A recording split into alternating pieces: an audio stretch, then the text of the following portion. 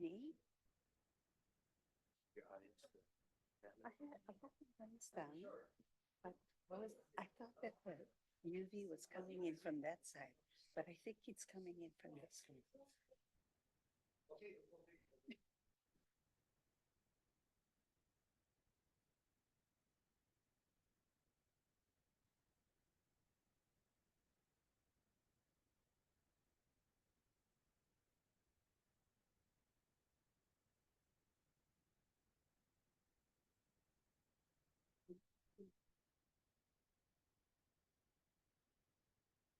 Good morning, everyone. I'm going to ask Trustee Akina to pull it for us before we start our meeting. Aloha kakayaka. E pule kako. Let's bow our heads. E koma kua. I loko okalani. E ho ana ia ko inoa. We pause now, O Lord, not as men and women of power or of any great substance here on earth, but as your children, united with all the keiki that you have put on this planet and brought to our beautiful place here in Hawaii Nei. We pray that you will help us to be mindful of our duty as trustees of OHA to carry out our fiduciary obligations. We pray that we may do that with wisdom and with your knowledge for all things here on earth. We need your knowledge, O Lord. And we pray that we will have kokua and aloha reign amongst us. We pray for the native Hawaiian people for whom you have given us a great kuleana. We pray for the advancement of their conditions and the betterment, O Lord, of all people who grace these islands. We pray these things. He no no Jesu Christo. Amen. Thank you, Trustee. At this time, I'd like to call this meeting to order.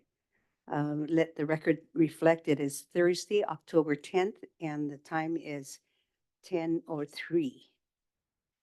Aloha kako and welcome to our Board of Trustees meeting. This meeting can be viewed and observed via live stream on OHA's website at www.oha.org/livestream. Joining us today, Pohana Stacy Ferreira. I would like to ask Stacy to introduce any administrative staff joining us today. Mahalo Chair, Aloha Trustees. Joining us today for our BOT meeting, we have Chief Operating Officer Kehau Pu'u, Chief Financial Officer Ramona Hink, Endowment Director Ryan Lee, Interim Corporation Counsel Everett Ota, Interim Senior Legal Counsel Nichi Ozawa, Senior Director of Hawaiian Cultural Affairs Hailama Farden, Director of Economic and Business Resilience Poni Askew, IT Systems Engineer and Administrators Kelsey Wade and Arlene Aguinaldo. And it's my pleasure to ask to join us here at the table our new Senior Director of Strategy and Implementation, Elena Farden.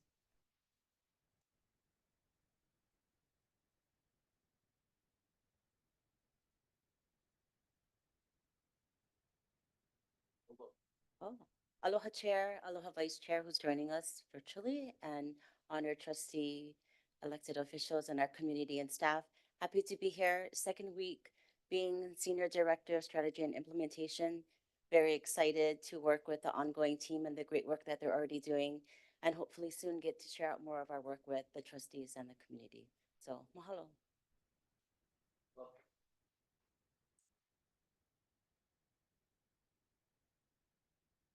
First item on the agenda is the approval of minutes.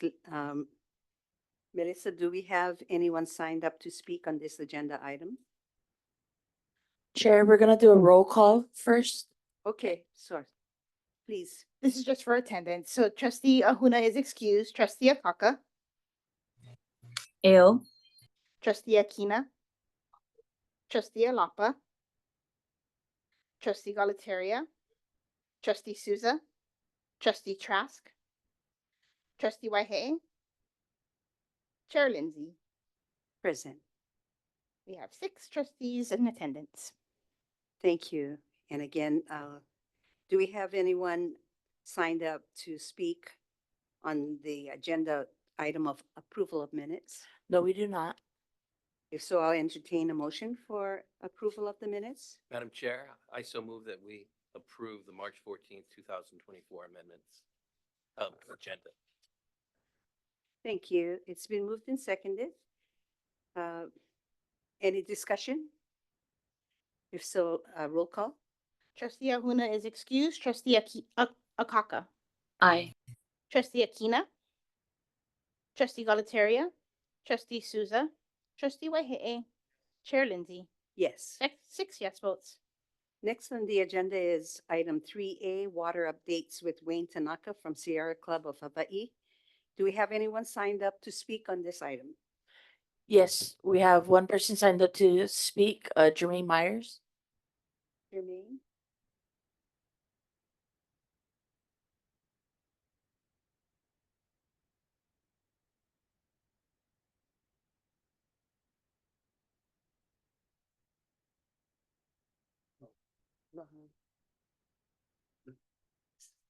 It's on. Okay.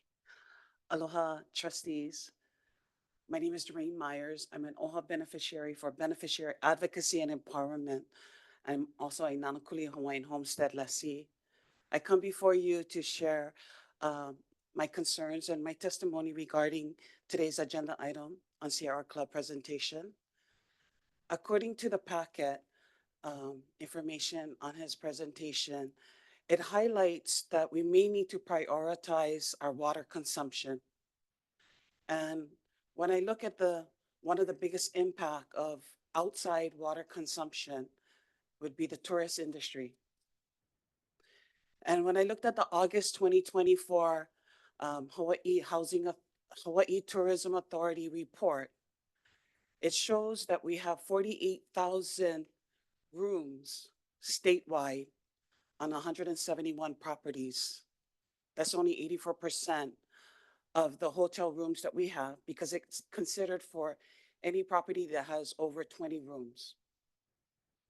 So when we look at statewide, we have about 30,000 rooms on Oahu, 10,000 on Maui.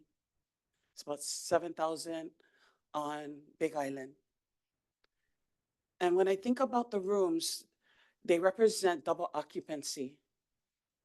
And so when we look at the fact that we have 48,000 rooms, they almost 100,000 room occupancy per night. That's 100,000 toilets flushing, 100,000 showers, and all of the amenities that come with it, swimming pools, the landscape of the 171 properties needing water, etc. They go down to the beaches, they might take a shower down at the beach. That's another part of water consumption. So these things, as far as prioritizing, I do agree our state needs to prioritize our water consumption and not just look at consumerism. We need to look at the locals because we're going to be here for the rest of my life. I have a 99-year lease in Nanakuli Homestead. I plan to be there for the rest of my life. And with regards to the water impact, what bothers me, because we're facing that issue out in the Waianae, is that the state wants to put kahales. And when they're talking about putting kahales, that's to provide housing or shelter for the unsheltered. And according to the 2024 point in time count, there's 2,600. And I bring these up during water because the homeless is considered local. And our state is talking about kahale, which is communal restrooms, communal kitchens. So I ask you, why do, when 30% of those that are unsheltered homeless, 30% of 2,700, they're Native Hawaiians and Pacific Islanders. How much of it are Pacific Islanders, how much of it is Native Hawaiians, I don't know. But when we consider that they're doing communal as a solution, when we have 30,000 toilets being flushed on Oahu alone, because I just gave you the numbers for the Oahu unsheltered. Sorry about that. 30,000 flushes toilets flushing in their room because all of them got their own bathroom. Every hotel, they don't have communal bathrooms. They don't have communal, quote, kitchens. They all get their own microwave, their own icebox, their own toilet, their own shower. Why do we say that someone that's going to stay here one night, 3 nights, 5 nights, can have their own shower? But we say our homeless needs to, for save money, we need to be communal. So those are one of the things that I opposed vehemently at our neighborhood board against the state and against this governor who wants to save money for the homeless. You know, we have all those people taking the showers every day and they're consuming the waters, but they're given facilities that allow them to be private. They get to go in their own hotel room, lock the door. But we're talking about communal living for our homeless. And so I would like OHA to look into that. Because if 30% of the population of unsheltered is Hawaiians or Native Hawaiians and Pacific Islanders, I think that's a priority, right? So again, prioritizing water consumption, taking into consideration the impact of the tourists, taking into consideration how we treat our homeless locals. I think those are things that are parallel. And it kind of shows you how maybe the leadership mindset is like, Ole, don't have to worry about water. We're going to have it endless. But yet I just heard last year that Maui doesn't have an endless supply of water. That's what caused those fires to perpetuate and kill lives. Because water is not endless. It's not finite, infinite. It's finite. And so I just wanted to put that on the table for your consideration. I understand that there's the Me'ai, Kamina Mana'o and Oahu. And I'm hoping that those of us from Waianae, and at the end of the today's meeting, I'll share with you celebrations and community concerns that also highlight some of the deaths that we have had in the last month. And I have an open invitation for you to join us on Saturday. But I think I went over my time, but mahalo. Thank you, Jermaine. Thank you.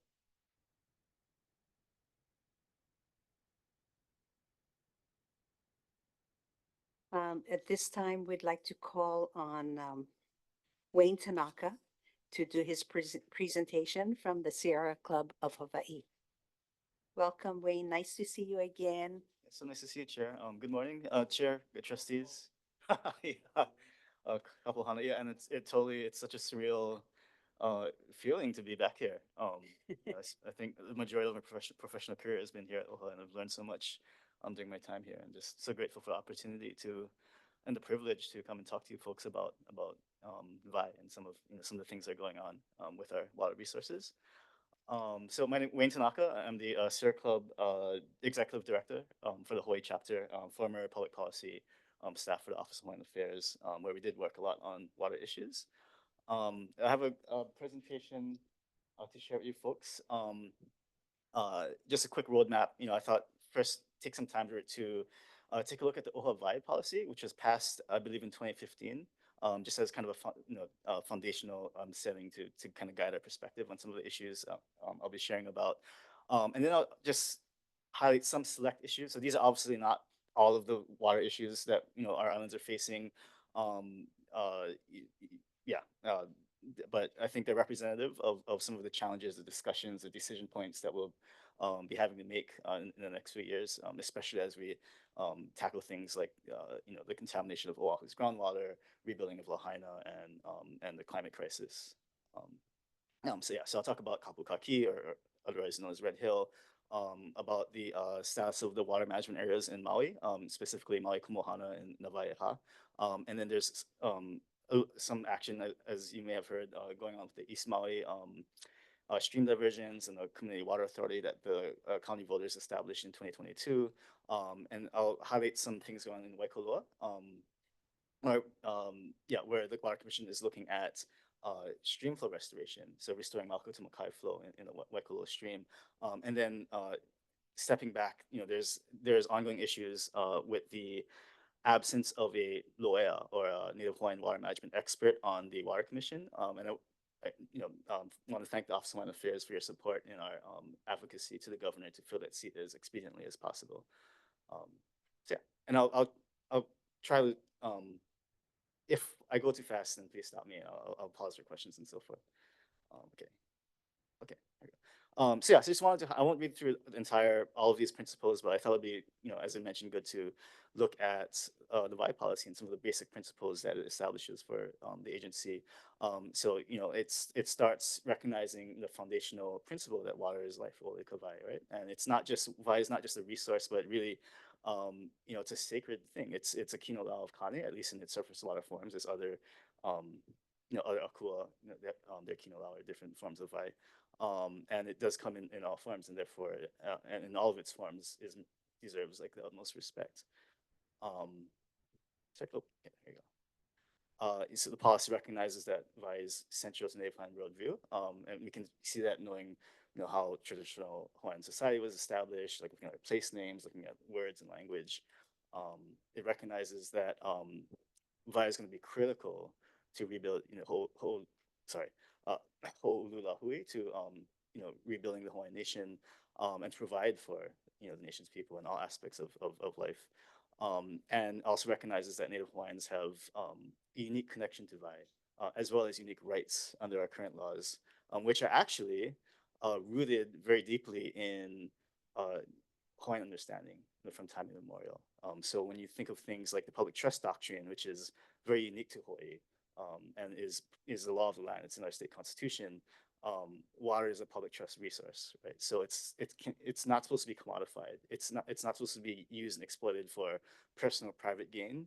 But really, it's on the responsibility of our leaders and really all of us to ensure that this resource is conserved and utilized for the benefit of all, and not just us here now, walking the earth, but for future generations as well. And so, the policy calls for OHA to advance Native Hawaiians' needs and rights to VI, including for Hawaiian homesteads, for traditional custody practices, for food security, and so forth. And yeah, and so did want to also note that as a state agency, to the extent the public trust is part of our state constitution, OHA also has fiduciary obligations under the public trust doctrine to ensure that our water and the decisions we make over impacting water recognize the public trust. Yeah. So yeah, really, it's a really powerful document. I remember working on it back when I was here, and just it really helps me center myself when I think about all these issues affecting our water resources. Okay, so I'll just jump right into Kapukaki. So as you folks know, in November of 2021, after almost a decade of warnings, the Red Hill Bulk Fuel Storage Facility released approximately 19,000 gallons of fuel,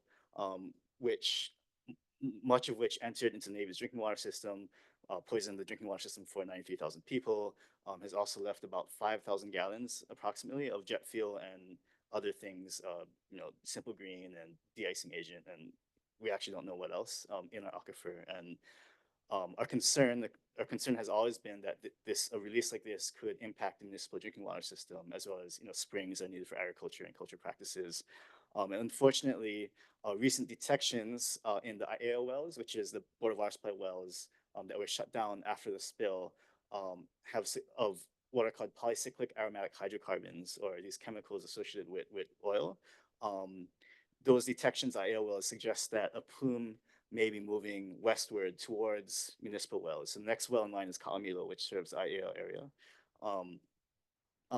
Because of this, the Board of Water Supply and the City Council now have demanded that the Navy engage in weekly testing of their groundwater monitoring wells, which are an array of wells kind of around Red Hill, just to kind of see if we can track the plume, right? We don't have a good idea of how this plume is moving because we don't have a groundwater model, but just this direct data will at least give us information about where this contamination may be, where it may be going, and it will also help inform a pending groundwater model and a contaminant feed and transport model that can help us anticipate how to respond to this crisis.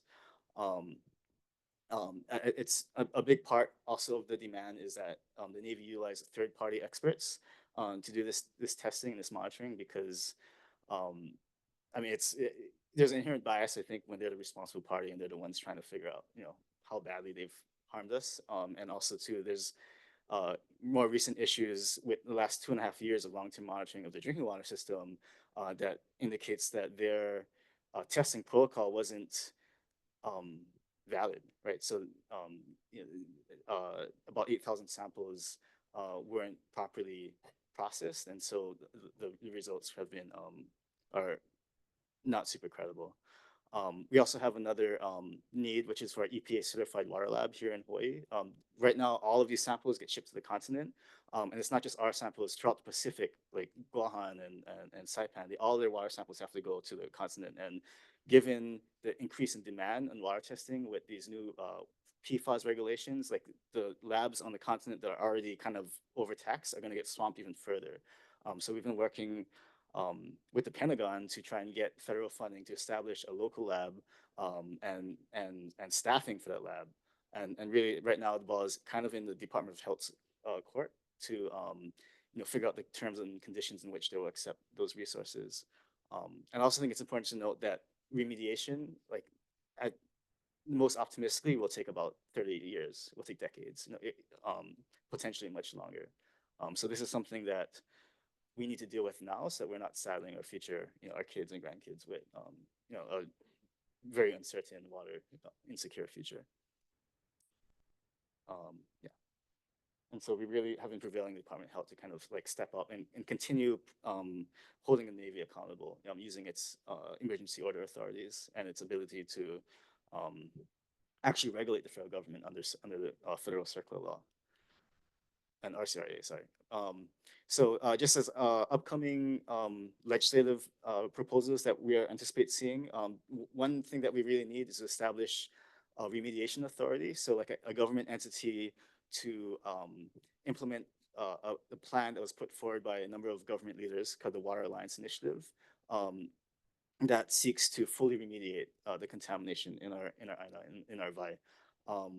This entity would also be the receptacle for federal monies. We're going to need, the last estimate, which I think is very low, is about $750 million just to deal with the existing contamination. It's probably going to be a lot higher, like to be honest. And then I think it's really important because it's going to take such a long time that we have, staff that are politically insulated. The department spend their major part of the economy that comes a lot of political influence, and that's kind of why I think so many people had their head in the sand before the November 2021 crisis started.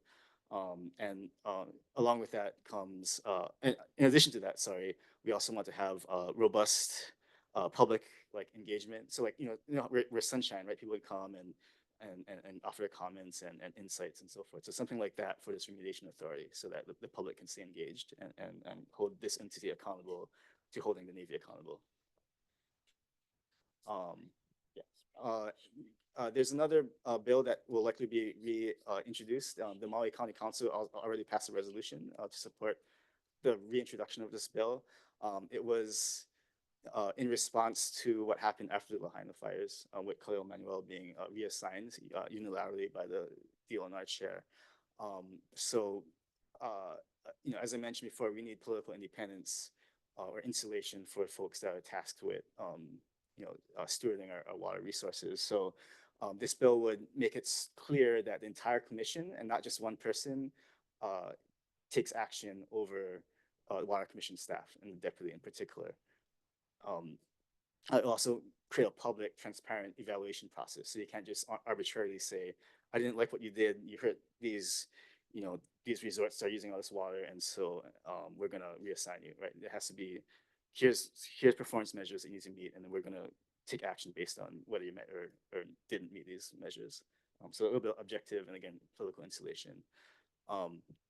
It would also, the chair has a lot of power over the commission. The chair decides what recommendations go before the commission, can make staffing decisions. And so or hiring decisions for not the deputy but for other lower level staff. So instead of having this chair who's a member of the governor's cabinet and the governor is a political position, instead of having that chair being selected by the governor, it would be selected by the commission itself, and specifically the non-cabinet members on the water commission. Um, and it will also allow the commission to hire their own independent legal counsel.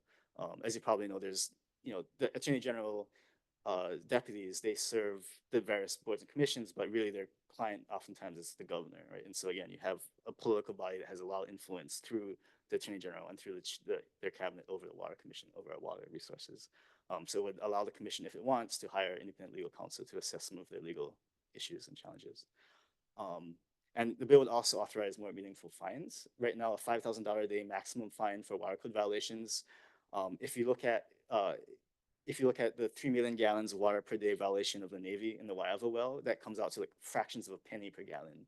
So for the Department of Defense, for deep pocket violators, their maximum fines are like, they're like nothing. So it would increase the maximum fine from $5,000 a day to either 25,000 or 60,000, depending on what version of the bill is reintroduced. And it will also allow the Water Commission to take timely emergency action in case something like Red Hill happens, or like climate change like reduces rainfall and there's water shortages. Right now it's a years-long process before the Water Commission can step up and take action to protect their resources, to make sure it's fairly allocated in water shortages. And then there's another really simple bill that takes advantage of the federal RCRA authority for states to regulate underground storage tanks. So this bill would say, if you have an underground storage tank of a certain size, like in Kapukaki, and it releases jet fuel, you have to clean up all of it. Like there should be zero jet fuel in that water. And this bill would actually be legally binding on the Navy. So these are just 3 bills that I think are relevant to Kapukaki that we anticipate seeing next session. Okay, I'll just stop right there in case folks have any questions. Or yes, Rick? Trustee.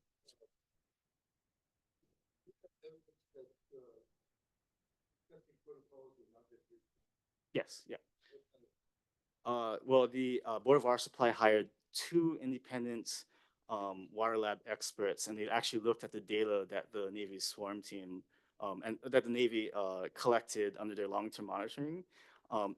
And one of the big glaring issues was the fact that they were applying, they weren't using drinking water protocols, they're using groundwater protocols. And so what they missed was the fact that you add chlorine into drinking water, and that chlorine jams up your testing, right? It creates what's called disinfectant byproducts.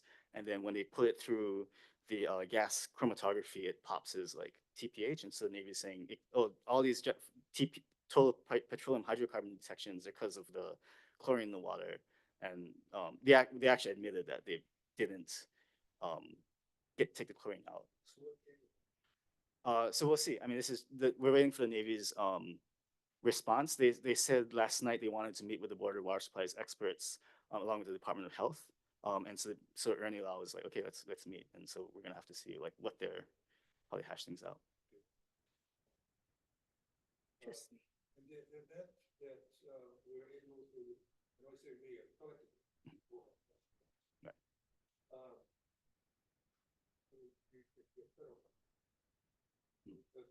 the federal. Yeah.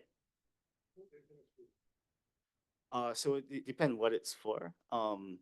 Board of Water Supply is seeking actually through a lawsuit $1.2 billion to recoup the expenses of dealing with this crisis, right? Installing new monitoring wells, like they're $2 million a pop. We probably need about 150 of them, honestly.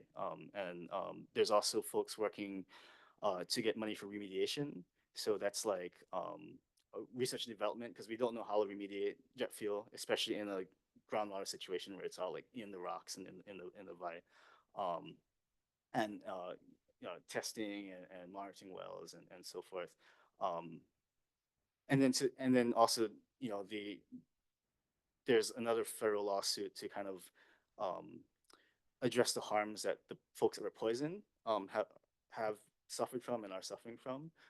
But we'll have to see how that shakes out. There's a a bellwether case that's where some plaintiffs went forward as examples of the kinds of claims that these about 7,500 people are asserting. And so based on the federal district court's judge's decision on what they're entitled to, that will inform, like, I think the larger discussion about the overall compensation. Yeah. It's not clear. Yeah, depends. Yeah. So remediation authority is one would take the remediation money, and how they spend that money, it would be determined by the state legislation that creates a special fund that says how money is supposed to be spent. Thank you. That's really good questions. Trustee? Thank you, Madam Chair. Wayne, you've already responded to the question that I wanted to ask, which Trustee Rickman raised. Has to do with special fund to receive. It has to do with the special fund to receive monies from the federal government that the remediation authority would have. But I didn't hear quite clearly who would make the decisions as to where the money goes. Yeah. And how would accountability be maintained? That's a lot of money. Yeah. Yeah. You're anticipating that it's going to go well over $1 billion. Yeah. I think that's why we need to track the remediation authority bill, which is going to set up a special fund. The special fund language is going to say, we're setting up this fund. It's going to receive grants and donations and federal dollars, and then you can spend a special fund on X, Y, Z, right? And so we want to make sure that they're spending it in the right ways, so it doesn't just disappear in the bureaucracy, right? So that, I really think, I actually do think it's really important that we have non-governmental community component of remediation, because it's the people, right, that are not going to be thinking about politics. They're going to be thinking about our kids and our grandkids and their drinking water, their businesses, their opportunity to thrive, which will be impossible if we don't know if our water is safe to drink. Well, Wayne, that we at OHA have some experience with management authorities. Yes. And so I'm very concerned about who gets to appoint the members of such a committee. Yeah. And even whether potentially OHA would be part of that. I actually do think OHA is, or there has to be a Kanaka voice, right? And happy to work with administration or with the board to advocate.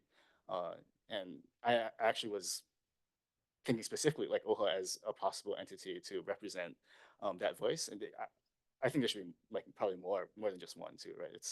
When you think about the harms that have been inflicted, it's like it freaks me out, but I cannot imagine the atrocity of seeing this resource that's seeing this vide that's provided for since time immemorial, like and not just for the people, but like everything that's given us what we have today. And so and it's super important, I think, to have Kanaka representation on to guide and to ensure that the Navy cleans up its mess.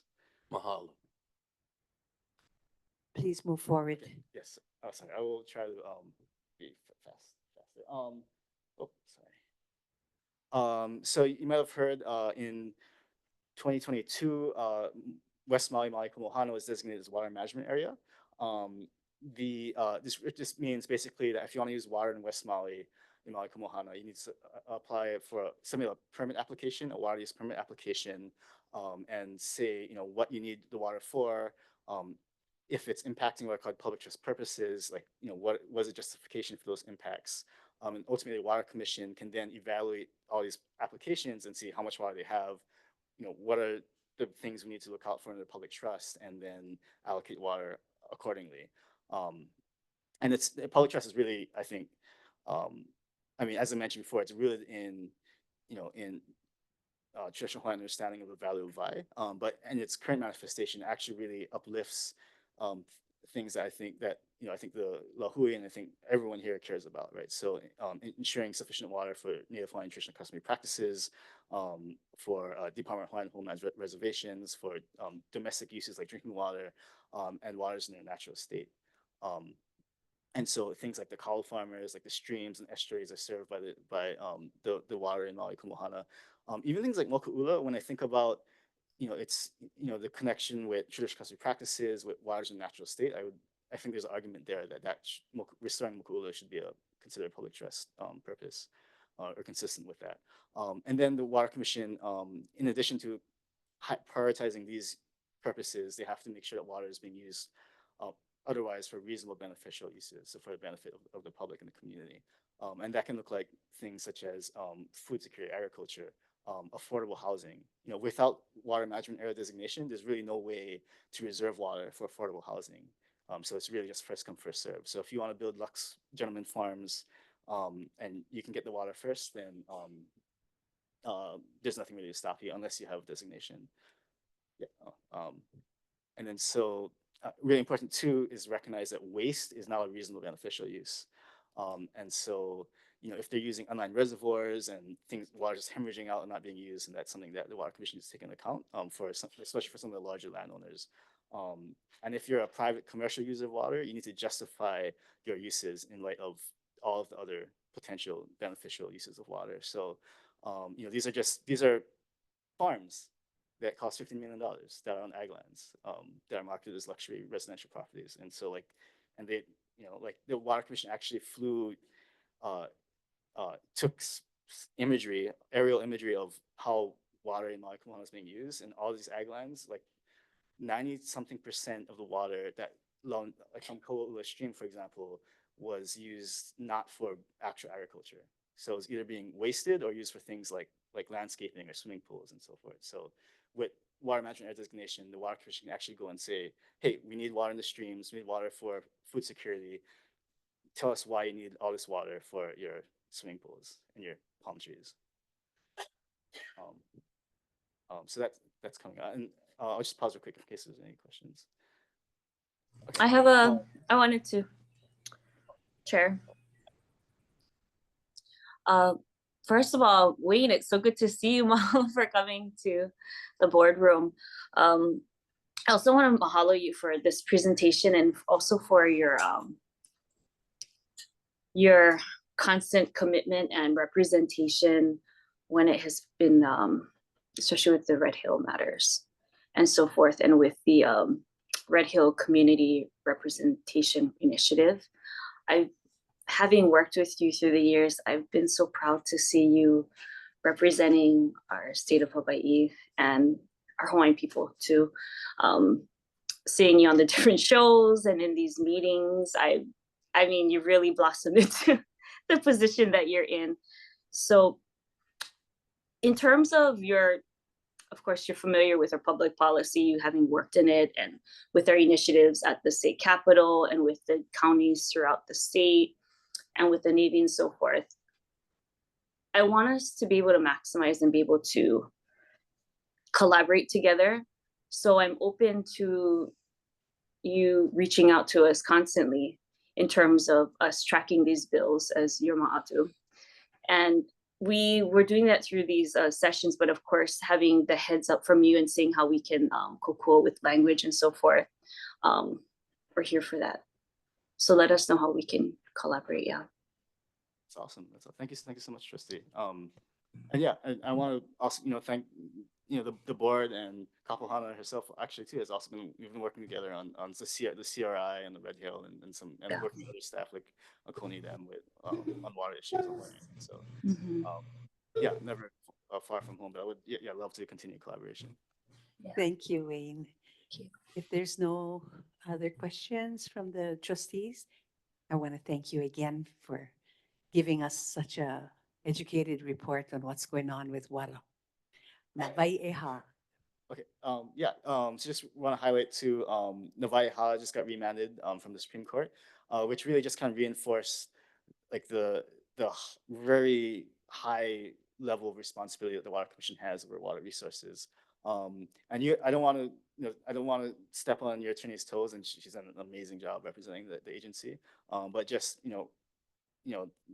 I think high level summary of the decision, right? The Water Commission, even though there's a settlement agreement in 2014 that restored Makai flow, after the plantation closed down, the Water Commission actually had a duty to say, hey, maybe we can return more water to the streams above and beyond the settlement agreement. So the commission needs to do that.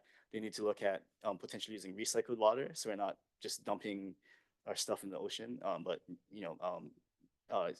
using it for landscaping, other appropriate uses, and then also saving water in the streams.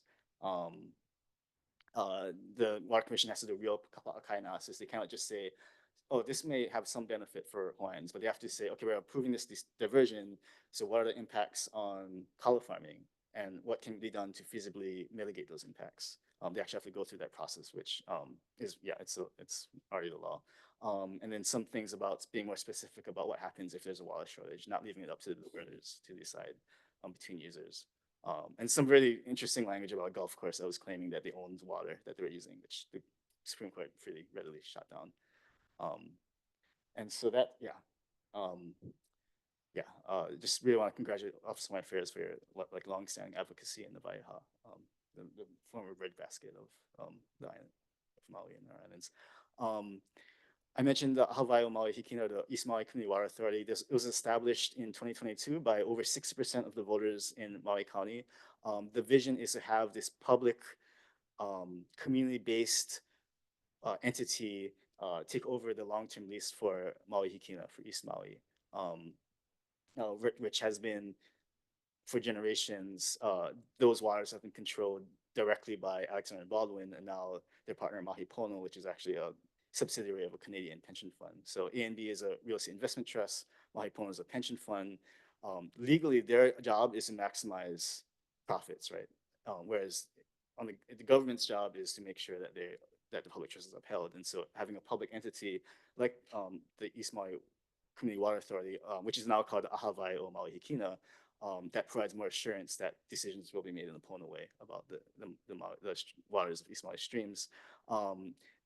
They finally had a director. They also selected the chair, which is the DHHL representative on the authority, which is very exciting. But there was a proposal just last week to issue a lease to ANB, the long-term lease. So 85 million gallons of water per day for 30 years to these legacy diverters. Fortunately, and to her credit, the chair, Don Chang, who approved that recommendation, showed up at a Community Water Authority meeting last week. The community turned out in droves, hundreds of pages of testimony, and I think because of that outcry, she withdrew the proposal to issue this lease. So that being said, still lots going on. Revocable permits probably going to be issued for 2025 to continue the diversions, and it's up. We're going to have to see if the BLNR will address some of the waste and water and ecological issues that we've been trying to get them to look at for a while now. And then just a quick, just an example. Like we're able to get them to track their water usage, and so all the red in this graph, that's in millions of gallons per day. That's how much water is not being used. That's how much water is being wasted because they're using, their ditches are super old, super leaky, and they're using reservoirs that are unlined, which we've been trying to get them to at least use the reservoir that is lined and start lining their other reservoirs so we're not hemorrhaging water like this. And then second to last, I just wanted to give a heads up that Waikoloa stream is being looked at for stream flow restoration. The Water Commission staff has been really diving deep into looking at all of the ecological and the cultural and agricultural and other uses, potential uses of or benefits from stream flow restoration, as well as what are the current uses, right, from the colony, from the ranches. I think it's notable that this stream once fed what's called the Lalomilo Field System, which is one of the largest like intact archaeological sites in Hawaii. Has all kinds of alwai, all kinds of habitation areas. There's a Waiaka Ag Complex that's also served or was served by Waikoloa stream, and similarly has lots of evidence of agriculture production and habitation. And then if you go more Makai, then there's Waiuluula Estuary, and then likewise they had lots of stuff going on that could potentially be restored. It's just a map of these complexes, and then that's an alwai that's overgrown because of the stream diversions. Sorry, and there are diversions that are taking place, right? So the Department of Water Supply is taking about 1.5 million gallons per day. It has a lot of storage and also has wells. So what the commission staff is thinking is they could restore 1.4 million gallons of water to Waikoloa stream, reestablish Malkata Makai flow so we don't see dry, empty stream beds like this. And the Department of Water Supply just has to use its wells and use its storage and it'll be able to, during the rainy times of the year, meet all of its needs from stream flow, and then and excess water it stores, and then during the dry times of the year, it just uses stored water. And then so we can have, we can have water for housing and for DHL and for all the municipal needs, and we can also have water back in the streams and maybe start restoring some of these really remarkable like sites and places in Waikoloa. Yeah, and then finally, because I don't know, time is running short. All of these things that entail the Water Commission will need the Water Commission to make decisions. And there's a requirement that the Water Commission have, as I mentioned earlier, a Native Hawaiian water management expert, right, to provide that expertise, that insight, as well as to look out for things like Native Hawaiian traditional custody practices for the Department of Hawaiian Homelands reservations. Unfortunately, that seat has been empty since July. When Uncle Neil Hannes, he termed out basically. For whatever reason, the nominating committee provided names to the governor to fill Uncle Neil's seat in February. He didn't take action. Uncle Neil left in July. Water Commission still doesn't have that Lo'ea person sitting in that seat, and the governor is now saying he has to restart this whole process, so it could take months longer. And we don't know why he didn't on the list. We know for sure, even though it's kind of a secret list, we know for sure Auntie Hannah Springer, former OHA trustee, Lori Buchanan, who both of these women are like they're just hammers. They're experts, like extensive understanding of Native Hawaiian stewardship, right? Like not just water, but all the things. And I don't know why he didn't pick them. So I want to thank OHA, the administration and chair for supporting our letter that we sent to the governor. It was signed by 74 organizations, like across all kinds, like doctors. We had like Native Hawaiian Education Council. I think we had all kinds of people signing on because they recognize how critical this perspective and this seat is to the decisions the commission is going to be making, including with all the issues I just talked about. And so we're continuing to work on kind of advocating to the governor to just make a pick. He has hammers and like in front of him, just pick one. It's not a hard decision. In fact, it's really critical because if the Water Commission starts making decisions on water use permits and they don't understand, church custom practices or what we call cultivation, or like subsistence resources, then we could be looking at continued, as Uncle Neil described it, cultural erasure, which can have all kinds of other secondary impacts and traumas. So yeah, that is just a rundown of, again, it's very limited snapshot of all the things going on, but just things I thought that OHA would be interested in, and happy to continue working with staff or with trustees on these issues and collaborating, as appropriate as you folks would like. Any Thank you so much. questions, trustees? Otherwise, thank you so much, Wayne, again, for educating us, bringing us up to date on what's happening with VAI around the state. And I encourage that we continue working together for the betterment of our people. Mahalo. Thank you.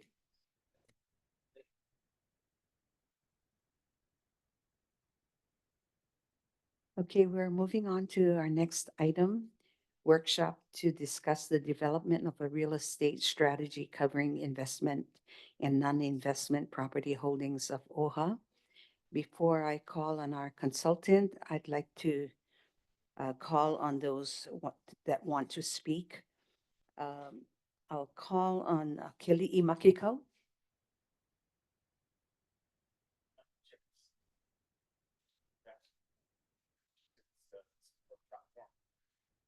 I was here at the 20th presentation from Steve Gass and whatnot.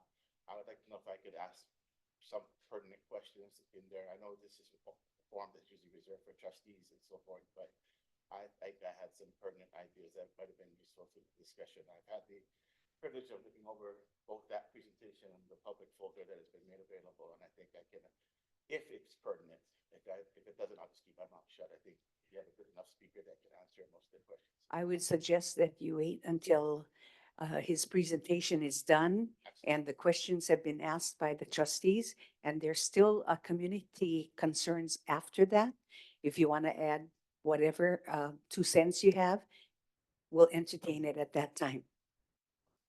Okay, calling on the next person, Jermaine Myers.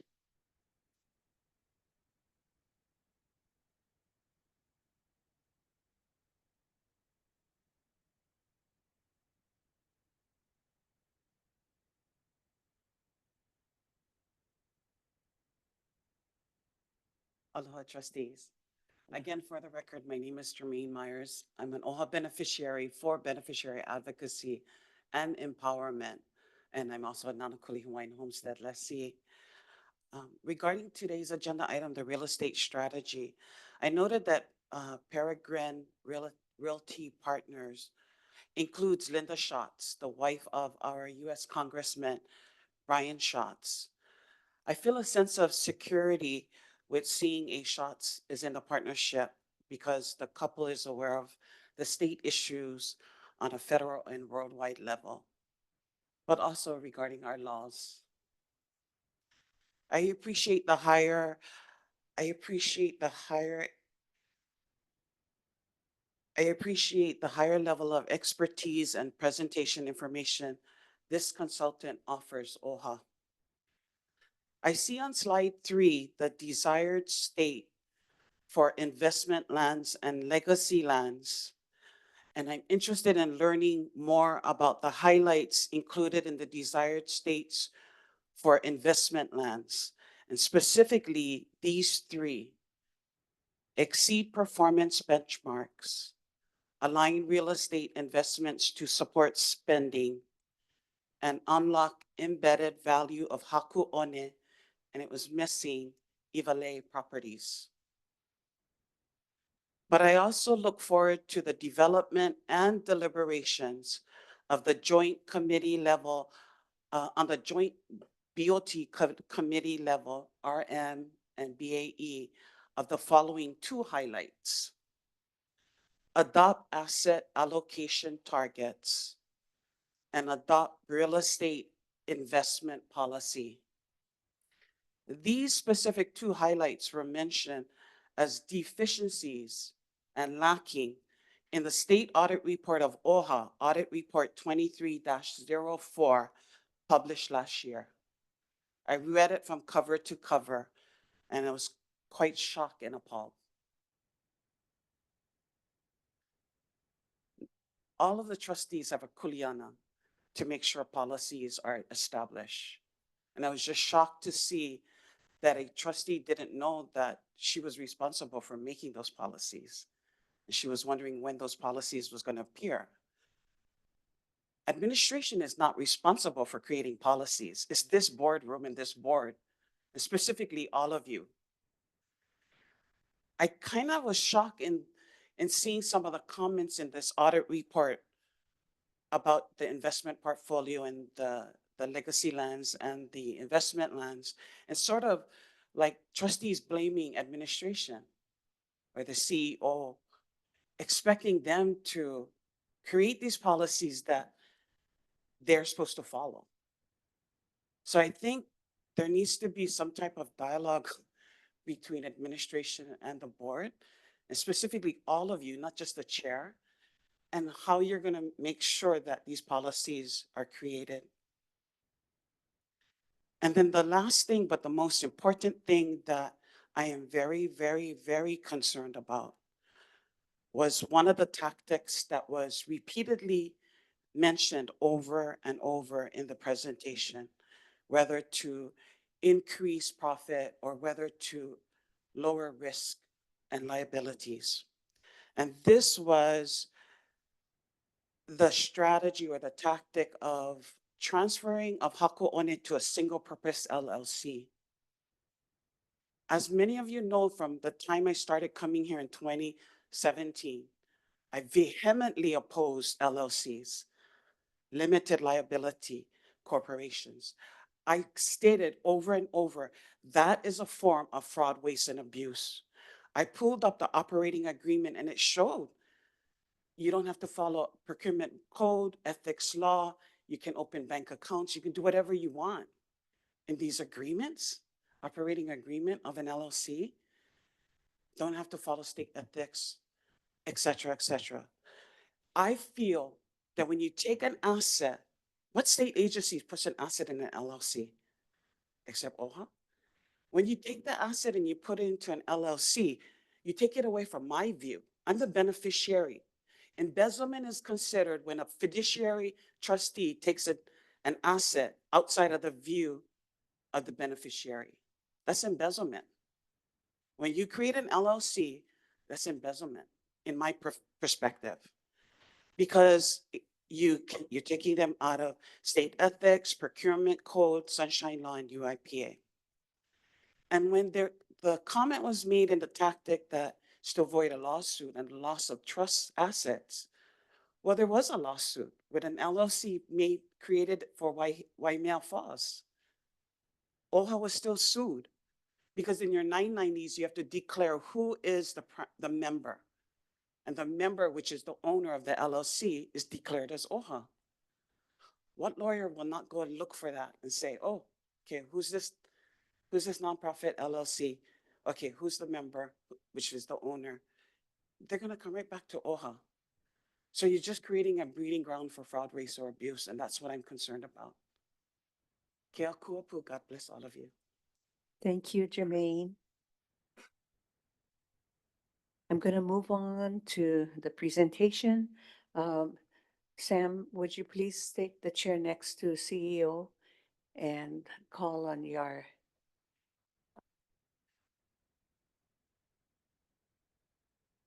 consultant? Good morning, trustees. Paul Quintilani, Paragon Realty Partners will be presenting real estate strategies and some of the recommendations that he has for the trustees to consider. Paul? Oh, I'm sorry. Linda Schatz is also online if there are any questions for her as well. Thank you. And I just want to remind the trustees that are on virtual that I don't have all of your faces on my computer. So if I don't recognize you as you raise your hands, please voice your desire to speak. Paul? Aloha. Thank you for having us today. This is our second of 2 workshops. Depending on the outcome of this workshop, we are on the agenda for the 24th, where we would prepare and deliver our final reports for your approval. During the workshop on the 20th of September, we introduced the team. We defined the purpose of our project. We also discussed the existing strategic principles that are set forth in state law, the bylaws, and some existing OHA policies. And then we reviewed the current state findings as well as best practices in industry, and ultimately defined what we believe is the desired state outcomes. And we shared those with you, and we will review those again today. Today, what we want to do, in addition to reviewing the desired state outcomes, is identify how that flows into strategies, and then what some of the specific tactics might be under each of those strategies. This work is the culmination of about 3 months of our investigations, interviews, outreach to your peer groups, as well as reviewing internal documents and financial statements. We've also been working closely with an internal working group of OHA staff members, where we previewed strategies that, frankly, you're not going to see today. They're ones that we discussed, considered. We did a SWOT analysis around each of those and ultimately said that's not something that's a proper fit for this organization. So there are other things that we have considered, and what you're going to see today is a filtered list which represents our recommendations. And we want to express to staff our gratitude. It's been a lot of requests over the last couple of months. They've worked with us really closely. They've provided outstanding input to help us think through these problems. And at the end of the day, while we've facilitated it, we believe that this is a collaborative process, and ultimately strategy is something that OHA has to define. We as a consultant are only here to facilitate that process. So Sorry, got used to this. So again, our agenda today is we're going to go quickly through the process for the strategy recommendations, review the desired outcomes that we discussed on the 20th of September, and how that flows into our strategic recommendations as well as the tactical approaches. So our framework is an investment model where we start with existing strategic principles. For most organizations, that would not include a constitution or state law, but you have that as some of your guiding principles, as well as the OHA strategic plan and your current policies. Then we look at the current state and we look at that identifying strengths and weaknesses in 4 key areas: people, process, finance, and technology. And we then layer that against best practices in industry, which then flows into what we believe should be the desired state for OHA. And once we've done that, we try and identify the gaps. That's what's called the evaluation for the need for change. And then that helps us identify what we believe are the appropriate strategies for OHA. So on the 20th, one of the key takeaways that you should have had from that meeting is that we believe that the portfolio should be looked at in 2 large groupings. One grouping is investment lands and another grouping is legacy lands. As you'll see in the report, we are not recommending the 4 category typology that OHA currently has, which includes corporate lands and programmatic lands. We think corporate lands should just be disregarded. They're facilities that you rent because you have people, that's offices. And we think that that should just be handled by a facilities department and it's not strategic. The programmatic lands are strategic, but we feel that there's such a blend with the legacy lands because you should be offering programs on your legacy lands that we can merge legacy lands and programmatic lands into one category.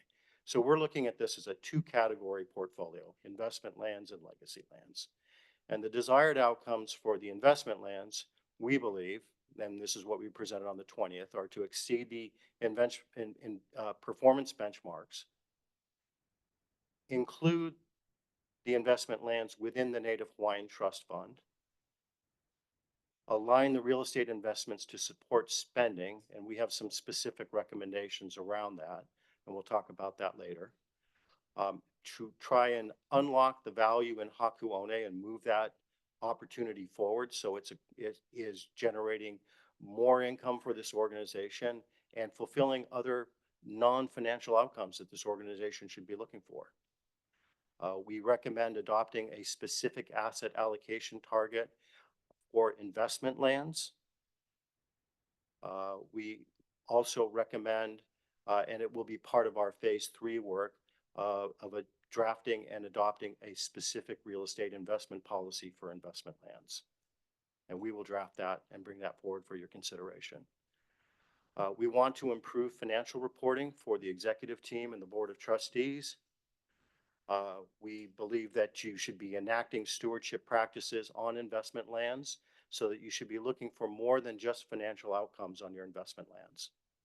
And we have some specific recommendations around that we'll share today. We want to also expand outcomes that align with the strategic plan, prepare and update asset plans, improve operational efficiency. And I'm sorry, I can't see the last one on this screen here. Oh, thank you. Sorry, I can look at it up there. Thank you so much. Yes, identify and mitigate risks. And then on the legacy lands, a little bit different, but one of the things that's really critical is to establish a policy that provides for long-term sustainable support for the stewardship and program commitments that OHA is making. We think that there's better ways to do it than the current process and current policies. Expand the outcomes on legacy lands that align with the strategic plan. Prepare management plans, adopt performance metrics, develop monitoring protocols, engage with the community, the Native Hawaiian community, in your planning efforts, improve operational efficiencies, and also adopt an acquisition policy. So this rolls into the strategy recommendations. So the desired outcomes fall into 5 key buckets. We think that they logically flow into increased financial returns, adopt rigorous performance benchmarks and reporting. So we're going to tell you what we're going to do, and then we're going to report on whether we're doing it. Reduce investment and operational risks. Because it's so important to the portfolio that you currently have, unlock the value in Hakuone is considered its own strategic directive. And then generate non-financial outcomes aligned with the strategic plan. And for the legacy lands, we believe that the desired outcomes fall into 4 strategy recommendations. The first is to ensure long-term financial stability for your stewardship responsibilities, optimize environmental and cultural stewardship outcomes, expand programmatic uses and outcomes on legacy lands, and importantly, reduce operational risks. So what does that really look like? So the first recommendation that we had for the investment lands was to increase financial returns. And an easy one, shouldn't be controversial at all, is to simply improve your operational efficiency and effectiveness. And we're going to do this through a redesign of processes and workflows, add a couple of new technologies, and try and streamline the decision making. Currently, many of the decisions that are made require either the CEO's approval or in many cases, the Board of Trustee approvals. What we think is a better practice is to establish a set of guidelines where staff can approve things on an ongoing basis unless it doesn't meet certain requirements. And so then those get elevated by exception for an approval by the CEO or the Board of Trustees. Another thing that we think would be ideal is to create a profit enhancement team to target high impact initiatives with near-term benefits. And an example of this is recently we were working, this was in 2022, with OHA, and there was an asset in Hakuone which had been sitting there and was having challenges optimizing its lease rates. This is the Lot L industrial building, because it was essentially falling apart. And so we worked with the staff to prepare a really quick business case showing the justification for making this kind of investment, which was not small. And that work is now ongoing. And once it's done, I think it had something like a 2-year payback on it. Really good investment, perfect kind of thing for a profit enhancement team to tackle. Third recommendation is to achieve pay parity with the external market for current staff. Ballpark, your staff is about 50% underpaid relative to the marketplace. And that's affecting your ability to recruit the people that can execute a strategy.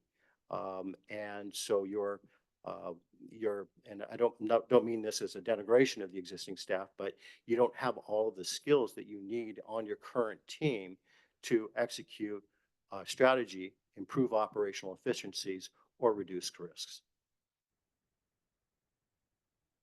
The next thing that we're recommending is the adoption of an investment policy.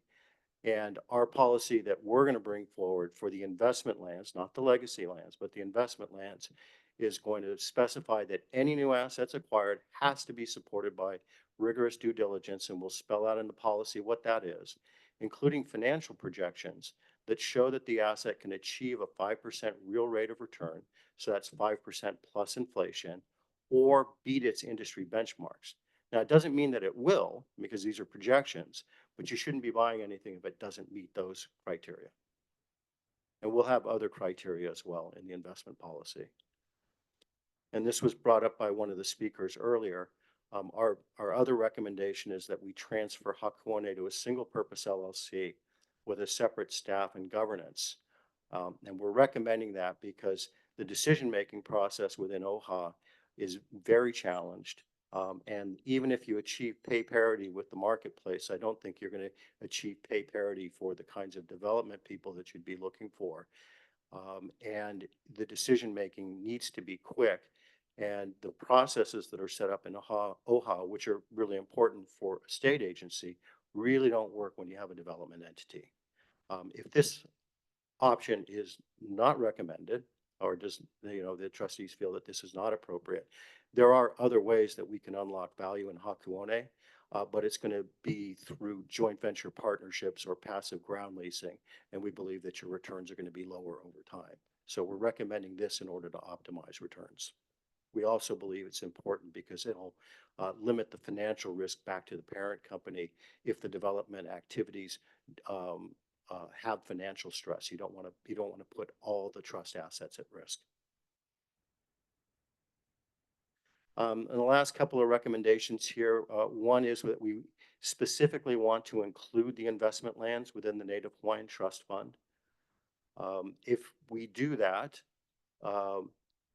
that would add, and it depends on the value that those assets go in at, because there is some discussion about what is the true value of all of the investment land assets. But it would mean that today Hawaii investment lands would represent somewhere between 10 and 28% of the total investment portfolio. And the Native Hawaiian Trust Fund portfolio today is about $600 million without land included. And then we're recommending adopting a specific benchmark for the performance of Hawaii real estate. And the benchmark that we're recommending as a starter is the National Council of Real Estate Investment Fiduciaries, that's NACREIF, and the index is their National Property Index, the NPI.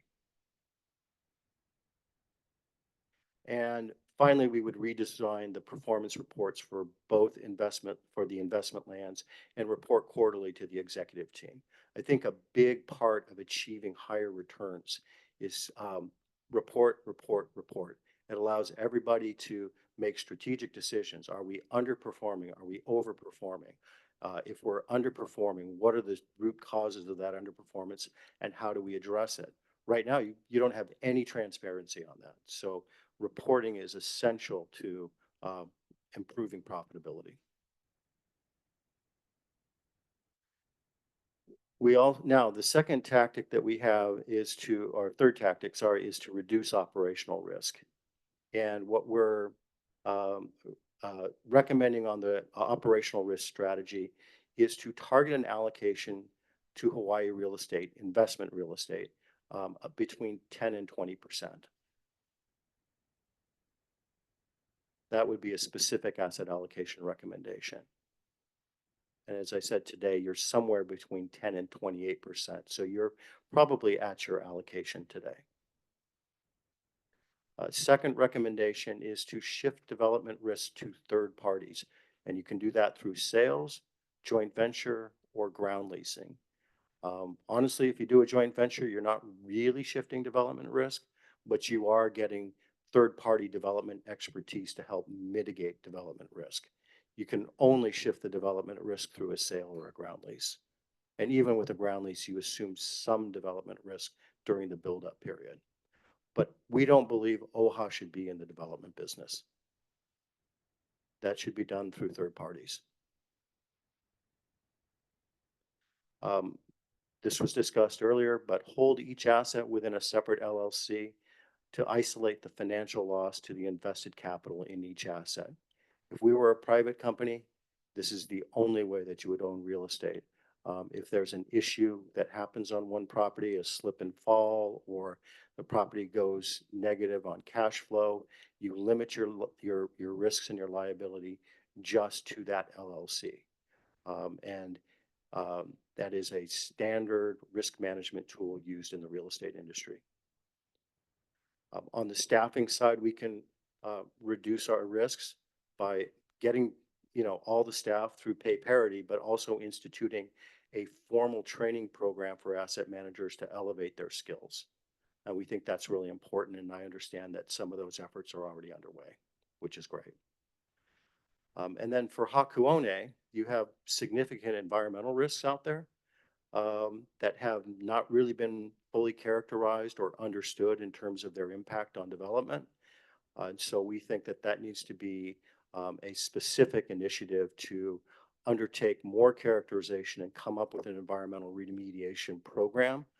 ideally, you can shift those responsibilities to the third-party developer when they undertake vertical development. That would be a logical approach to it, but we need to get ahead of that to manage your risks. And frankly, it's the right thing for the organization to do because it's also aligned with your stewardship responsibilities for land. And it's those stewardship responsibilities are often thought about for legacy lands that have these beautiful landscape vistas, but it should also be something that's pursued within the urban core as well.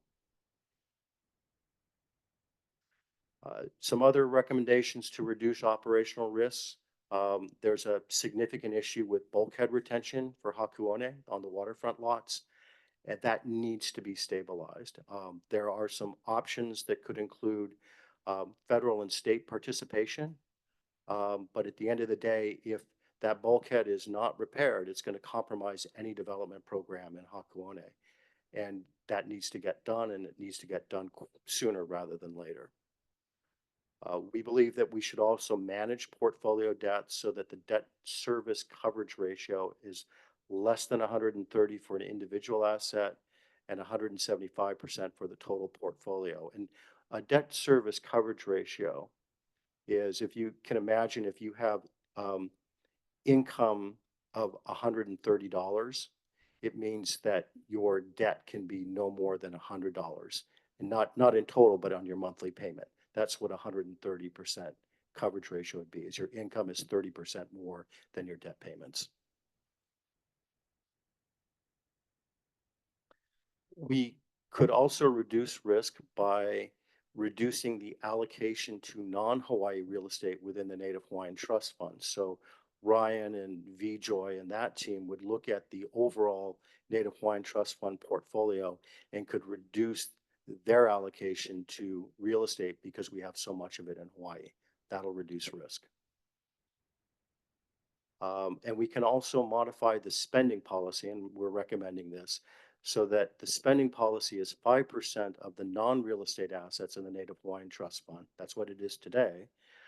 But that real estate, until it can start producing at a more robust level, that would be limited to just the free cash flow that's generated from real estate.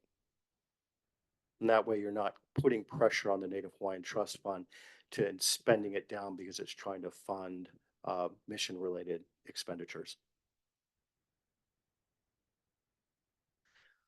On Hakuone, we talked about the transfer to a separate LLC, so I'm gonna sidestep that here. But we also believe that there should be an implementation plan prepared once this new entity is formed, and that implementation plan will provide the roadmap to long-term development of Hakuone.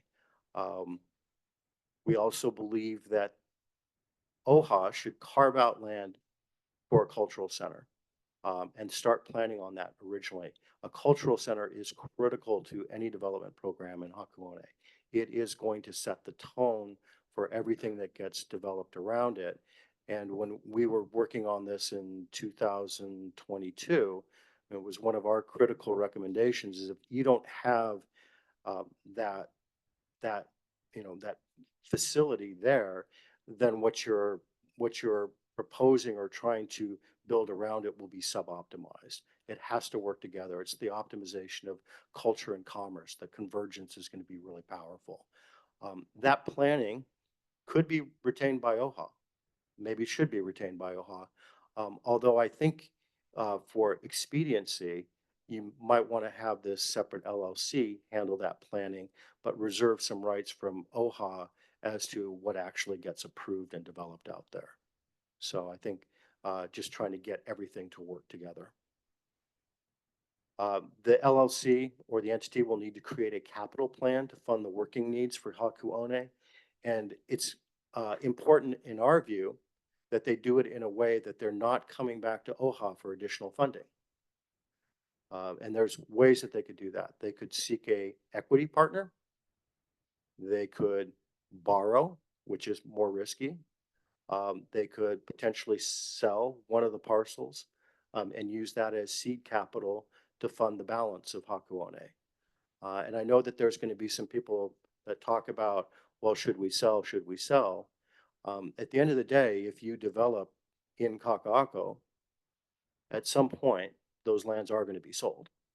That's inevitable, unless you ground lease everything and hold on to it. But if you have a joint venture partner, they're going to look to sell. So I think you've got to get comfortable with that as being part of the implementation program. It doesn't mean everything's going to be sold. And again, carve out what you want for the cultural center and own that forever. We talked about funding the pre-development costs. That's really part of the capital plan. So those could almost be merged. Other tactics to generate, okay, so the last strategy, strategy 5, was tactics to generate non-financial returns on investment lands.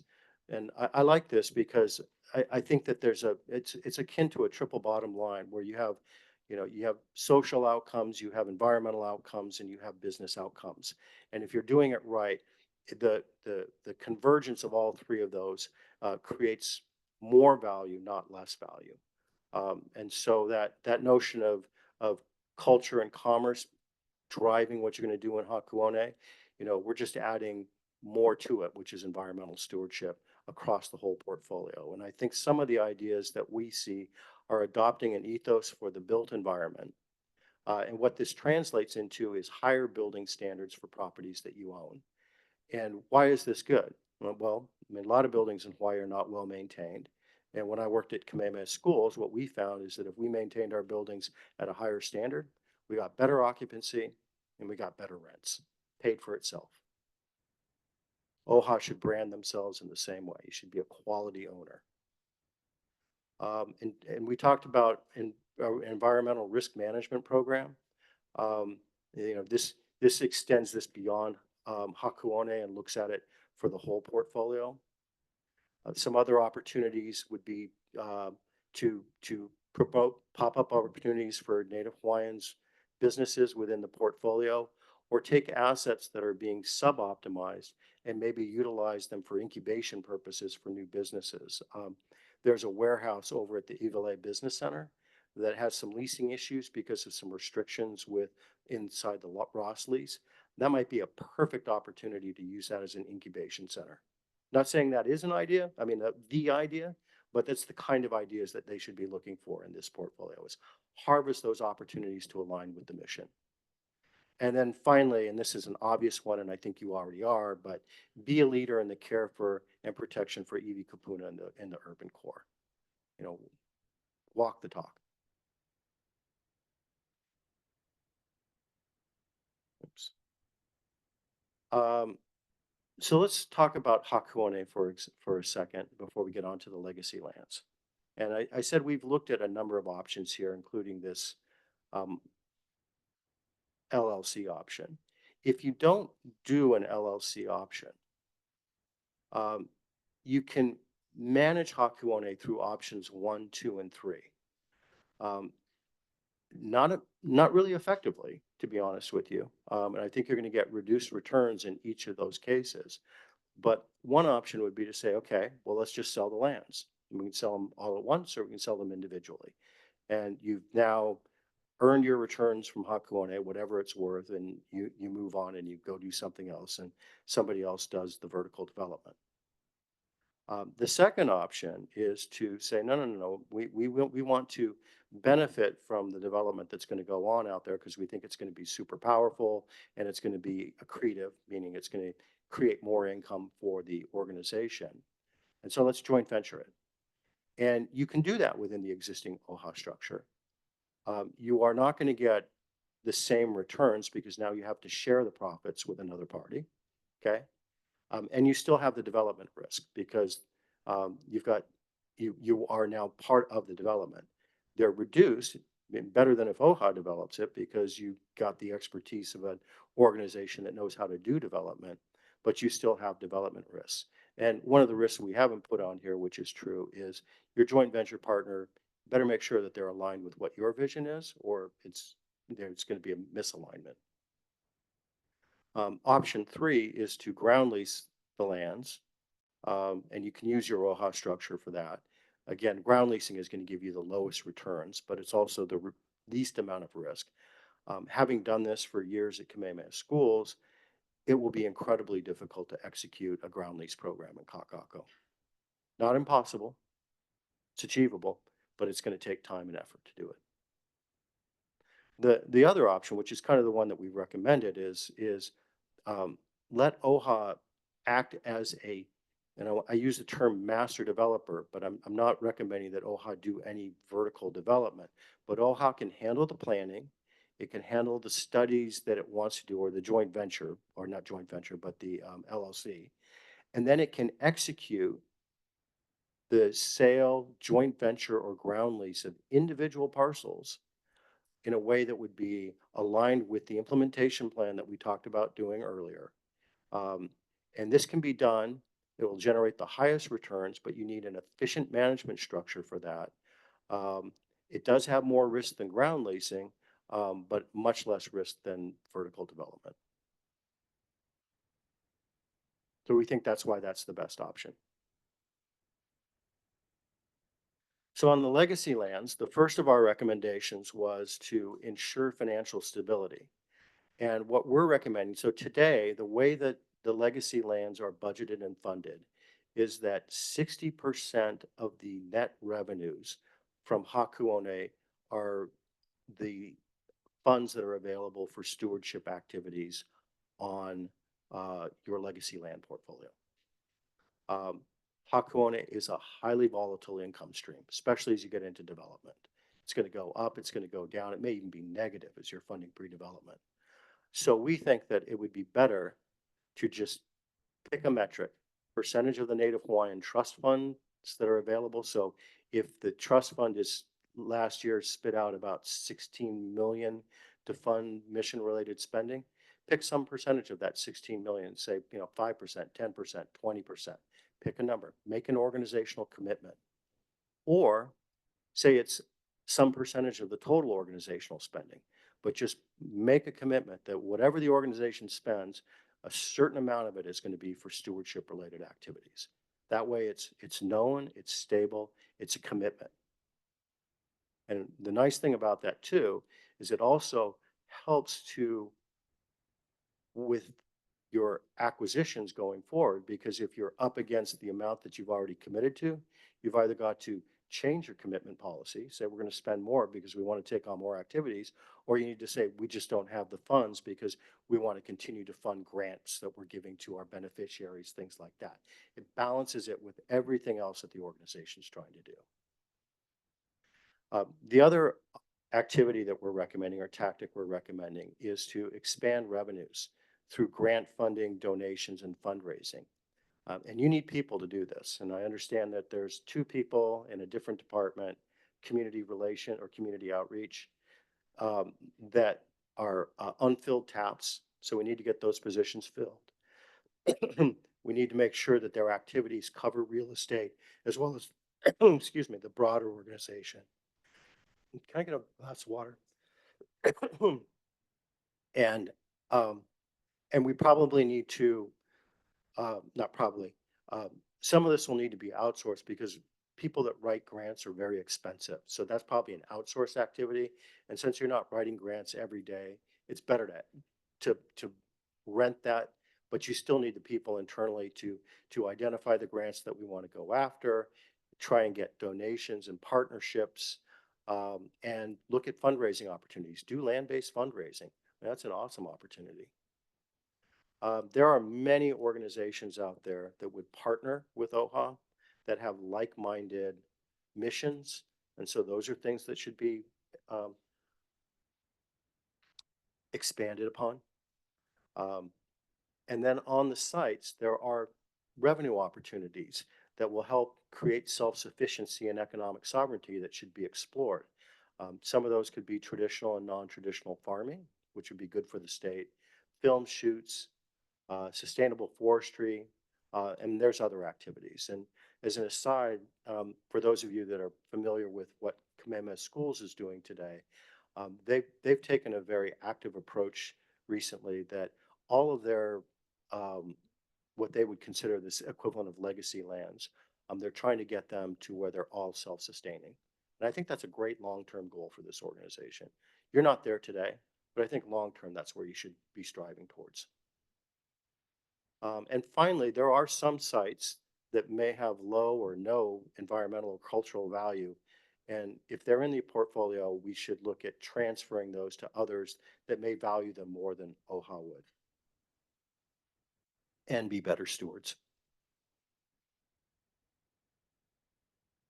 Optimizing stewardship. And this is what we want to do with the legacy lands is be better at what we do. And most of these things OHA's already doing. So I don't want to suggest, and I don't want you to take away that OHA's not doing these things.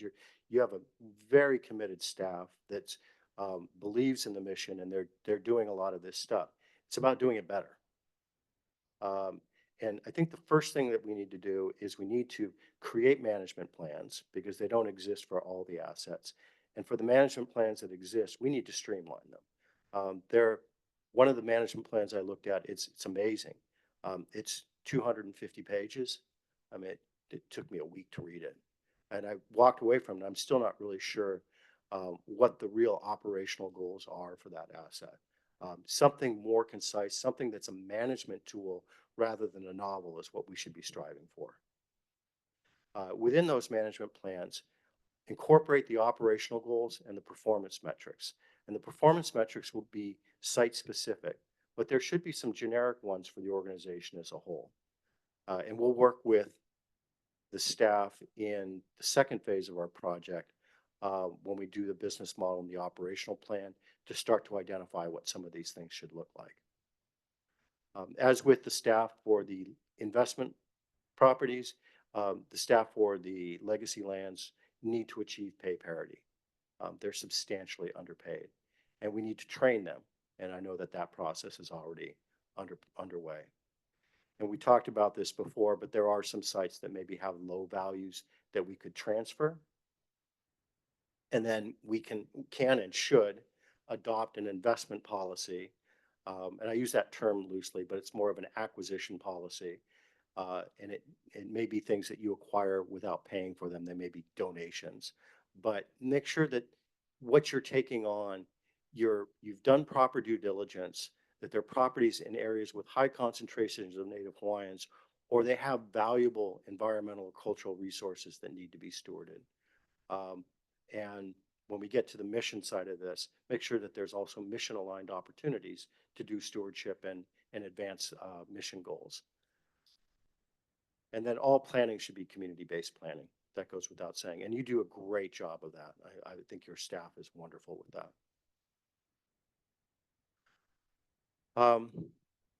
On expanding programmatic uses and outcomes, it's sort of similar to what we just saw.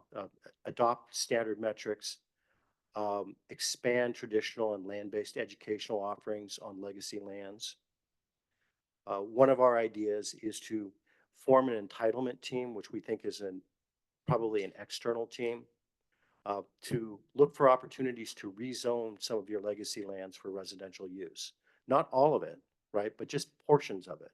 Maybe it's agricultural housing. Maybe there's a portion of the land that would be, ideal for, something more substantial. Maybe there's an opportunity to partner with DHHL on some of these lands, but look for those opportunities. You don't want to degrade the environmental and the cultural values, but there might be a way to do it where you're getting this added housing in a way that doesn't compromise what you're trying to do with the balance of the lands. Expand agricultural uses, traditional and non-traditional. Acquire additional lands with rich programming opportunities close to your communities. And finally, and this is more of a technology recommendation, is expand your geographic information systems. You have a tool, but it's not very robust. And I think that you'll find that your peer groups in this space use GIS in a number of ways, not just to find programming opportunities, but to manage risks. And also they use it as an acquisition tool. So I think this is one technology recommendation that we have. And then to reduce operational risks, we've talked about the LLC. One of the other tactics we recommend, and this is an annual tactic, is to review holistically all of your insurance to find out where you have proper coverage and where you don't. Some things you're just not going to be able to insure over. They're just risks you're going to have from owning land, but some you can and you should. As part of this process, you're going to need to retain some experts to identify those risks, map them, and then give you some ideas on mitigation. Increasing staffing and also elevating the staff training, and then integrate risk criteria into your new investment policies.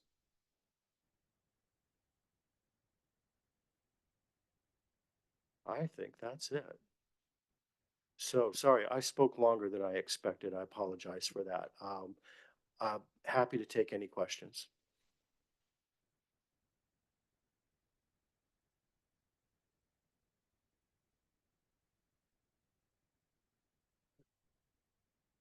Trustee? You too. You know, Kakakumakai, do you know? That's a bit of a loaded question, but it's carried on the books for OHA at its original acquisition price of about 200 million, less whatever depreciation has been paid or taken and any new capital improvements. There was an appraisal that was done when you were seeking relief from the residential restrictions on the Mackay side, and that appraisal was about $50 million. I see. Okay. Thank you. Thank you. Trustee Souza? Well, thanks for being here. For presentation.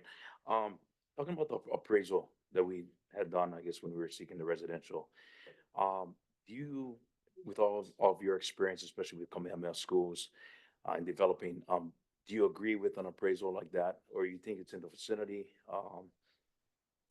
I think that if you, so that's again, it's, I'm There's going many to try and factors now, answer yeah. this in a way that doesn't get too technical. Yeah. If you looked at it as one development holding and you were trying to sell it to one person today, Right. I think that that appraisal is accurate. Mm. If you were to sell off individual parcels over time, as you improved entitlements and took care of some of the larger issues, you'll get well more than $50 million. So it just depends on whether you're looking at it as a bulk sale or whether you're looking at it as a sale of individual parcels. Okay. And do you recommend the cultural center being the first thing we try to move forward on developing? I recommend that you decide what lands you want for the cultural center, pull that out. That at Kamehameha Schools, when we pulled out investment lands and used them for non-investment purposes, we treated that as trust spending. Mhm. So I think that's probably a good thing for you guys to look at. But just take it out of the Native Hawaiian Trust Fund. Say these are our cultural lands and start moving forward with that. Super important. Okay. I know the recommendation isn't for OHA to be developers, but eventually I would like an in-house team. I know Kamehameha retains what, maybe 13 of them, or So I was there when we started that process. Right, Let me give you some perspective on that. thank you. I started in 2003. We did a strategy plan much like this. Took us 6 months to get through our strategy documents. Then we started the hiring process. We did a few things that we thought were kind of good. And we built up our internal capabilities. And then we really did our first development about 3 years in. And that was when we performed on Royal Hawaiian. And we did it with a third-party developer. We didn't personally develop it. We helped drive that. And then after we did that, we brought in additional people. And it was really about 2008, 2009, when we started moving forward on Kakako Mackay, that we brought in a true development team. So it took us 5 to 6 years. You actually answered my next question. That's what I was going to ask. Did they initially use a third-party developer, or did they potentially things on a smaller scale and then move forward with Right. creating that team? Right. That's eventually how Right. I see our organization. Right. I think one of the differences, though, and that you as a board need to think about is It's really hard to do development, first of all. There's a lot of risk to it. And I understand why you would want to do it, because you want to touch the land in an impactful way as an organization. I think that's right. Your structure makes it much more complicated than Kamehameha's school structure to do development, because everything takes, you meet once a month, your sunshine laws, you've got sensitive negotiations. I mean, I think that there's a way to do it. I'm just not sure that the current governance is conducive to that. So you have to think that through. Thank you, Paul. Appreciate it. Thank you, Chair. Trustee Aquina. Thank you, Madam Chair. Paul, thanks for the presentation. It's great work.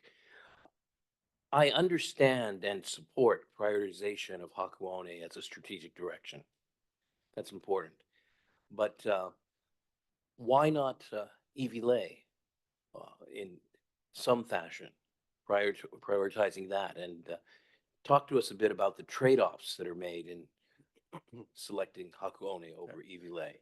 We're aware of many advantages that we currently have on Iwilei, the zoning for development of residential, it's already there, the coming rail stations and so forth.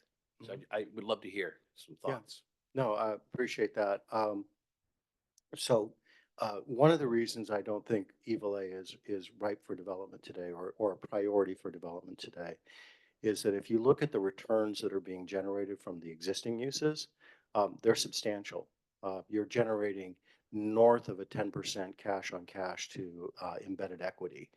Nobody would take that income stream away today. So I would continue to milk that income stream. Let your neighbors proceed with their development priorities.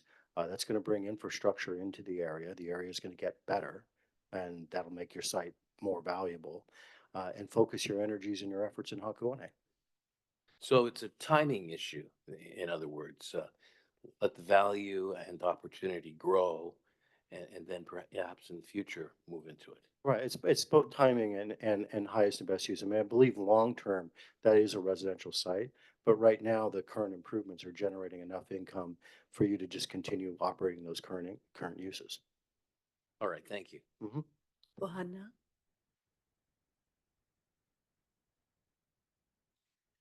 Mahalo, Chair. I just wanted to tag on to the response to that the question that Trustee Souza asked. So in addition to the governance, kind of creating some inertia in being expedient in some of these things, having an in-house development team, I think it would be really important for you to share like just base salaries that we're talking about, the level of expertise and incentives that also come with those positions.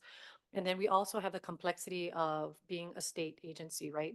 So when we look at, it's not just parity within the marketplace, but it's also parity within state agencies, which also is a hindrance. But go ahead. Right. So if you had somebody that was going to lead a development team for a project like Hakuone, the base salary would be about $500,000, and their incentive pay would probably take them over $1 million a year.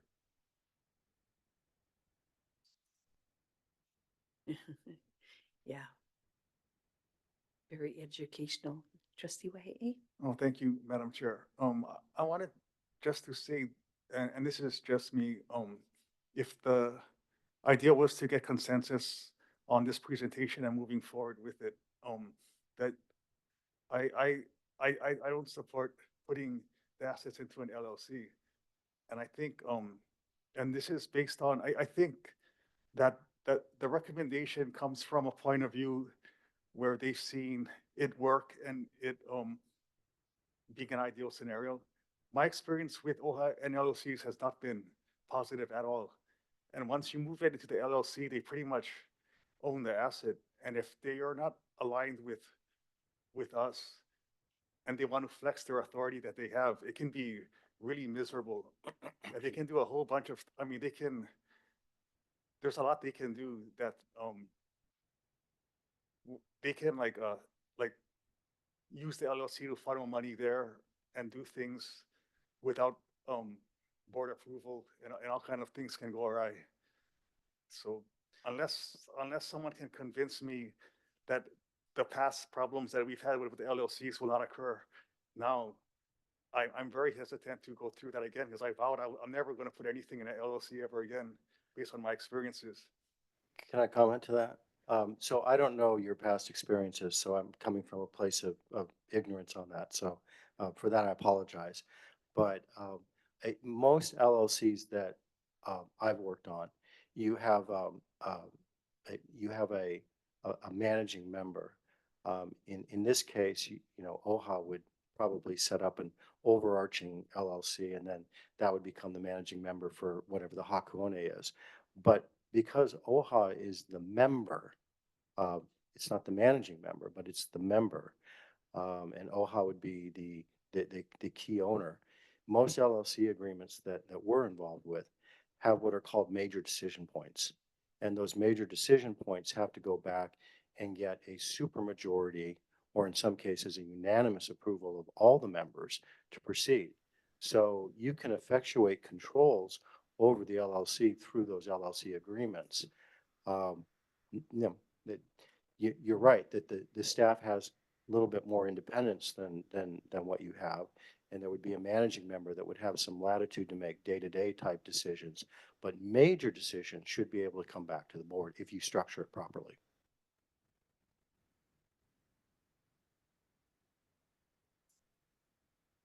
Um, Bohana? Mahalo, Chair. I also wanted to respond to the comment regarding OHA being the only state entity to utilize LLCs. Actually, the Agribusiness Development Corp and the Hawaii Technology Development Corp, both with DBED, utilize LLCs for their more commercial venture type arrangements. So I just want to clarify that OHA is not the only state entity that utilizes this kind of formation. Mahalo. I think HHFDC has some too. Well, I have to back up Trustee Wahea because I was with him during the time that we did have problems with our LLCs. And as a result, we closed it all down except for Waimea Valley, which is a very successful LLC. They have their own board. They have an excellent CEO, and they're doing great things down there. But I think that that entity is an exception. They are doing very well, but they're a different kind of animal. I mean, they're away from town. Um, they're one of a kind down the country, and um, they've had a CEO that have developed so much ideas to move them forward, and they've done it successfully. This is a different animal, Hakuoni. It's difficult from the day they gave it to us. And it's going to be a difficult move for us to move it, however the board decides to move it. But yeah, it would be a challenge. And I can see, and I think I raised this with Pohana, and I said, I think the board is going to have a hard time passing on the fiduciary duty of everything costing money from day one. You know, as soon as let's say we've moved already, of course, but we get little income from Hakuone that offset the expenses that we've incurred. However, from day one, it's gonna cost us a lot of money. And as I raised to Pohana the other day, how much is it going to cost to put a board together? How much is a CEO going to cost? And as you said, $500,000 salary for a CEO, that's a qualified person. So that's the considerations that I guess the board have to think about. I think that's right. And I know our slide deck isn't back up, but we did provide that one chart. There are other options. There are other ways to do it. They're not without cost. Okay, they're also going to have costs, and in many cases, you're going to get less returns. They're going to be difficult to implement, but we can do them. I mean, there are other ways to execute on Hakuone. We just believe this is the best way to execute on Hakuone. Any And other I would questions? just, sorry, one last thing, and most of those other options would also result in the developer having more say over how that project gets built than OHA, because you're letting your joint venture partner drive, or you're letting your master grant lessee drive. So you also, in some ways, have less control. So, Paul, what can the board expect from you for the next meeting as far as recommendations? Everything that you saw up here today. But I think in fairness, and I said this at the outset, so let me restate this. This is your strategy. It's not my strategy. We're here to facilitate a conversation and make recommendations. If it's believed that that LLC option is not one that you want to undertake, but everything else looks good, we can amend it. We have tools, we have some ideas about how to get that done. We came here armed today with what we thought was the best set of recommendations.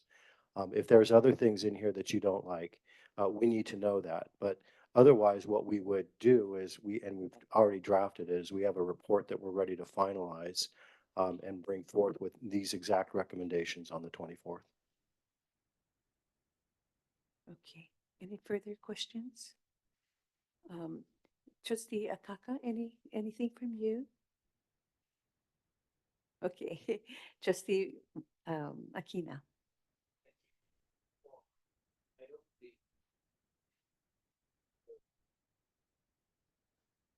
Are you on? Thank you. I'm sorry for that. Paul, I don't believe that we today have taken any poll of board members as to preference for an LLC or not. I, for one, would like to see a robust argument for and against the various structures that we could use. We actually have that somewhere, so I can do that. One of the concerns that I think is extremely important to address is how the principals and the actors in an LLC will be held accountable to the highest standards that are expected of us as fiduciaries in this organization, and how the Board of Trustees will be able to exercise its fiduciary duty over an entity such as an LLC. As you heard referred to earlier, there's been quite a bit of history here at OHA. And also, I know you have background there at Kamehameha, but there's a long history with the Bishop Estate and the issue of LLCs. Yes, quite familiar with those.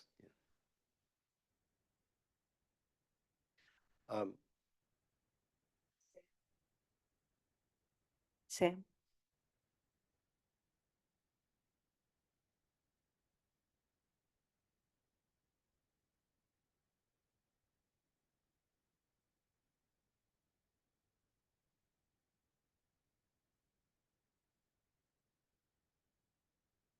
Hi, trustees. I think one thing Trustee Wahe mentioned that's related is, when you look at an LLC, something that's very important to make sure there's guardrails, meaning that the fiduciary responsibility for the trustees is always there. And I think one way to achieve that is, for example, major decisions, anything that's related to financing, any acquisitions, dispositions where you're selling an asset, any amount of capital that's needed that's in excess of whatever the trustee set, those all need to come back to the trustees to get approval.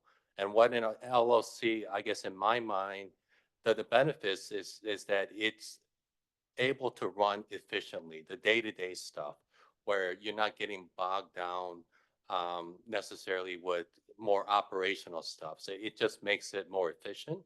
But I do understand that it does take away from direct control from the trustees. But at the same time, I think what the trustees need to consider is that, we've had Hakone for how many years now? And under the current structure, it's been very difficult to implement. So how do we move it forward to implement it? You know, whether it's an LLC or something else that Paul and Linda recommend, I think that should be considered so we can move this thing forward. Thank you.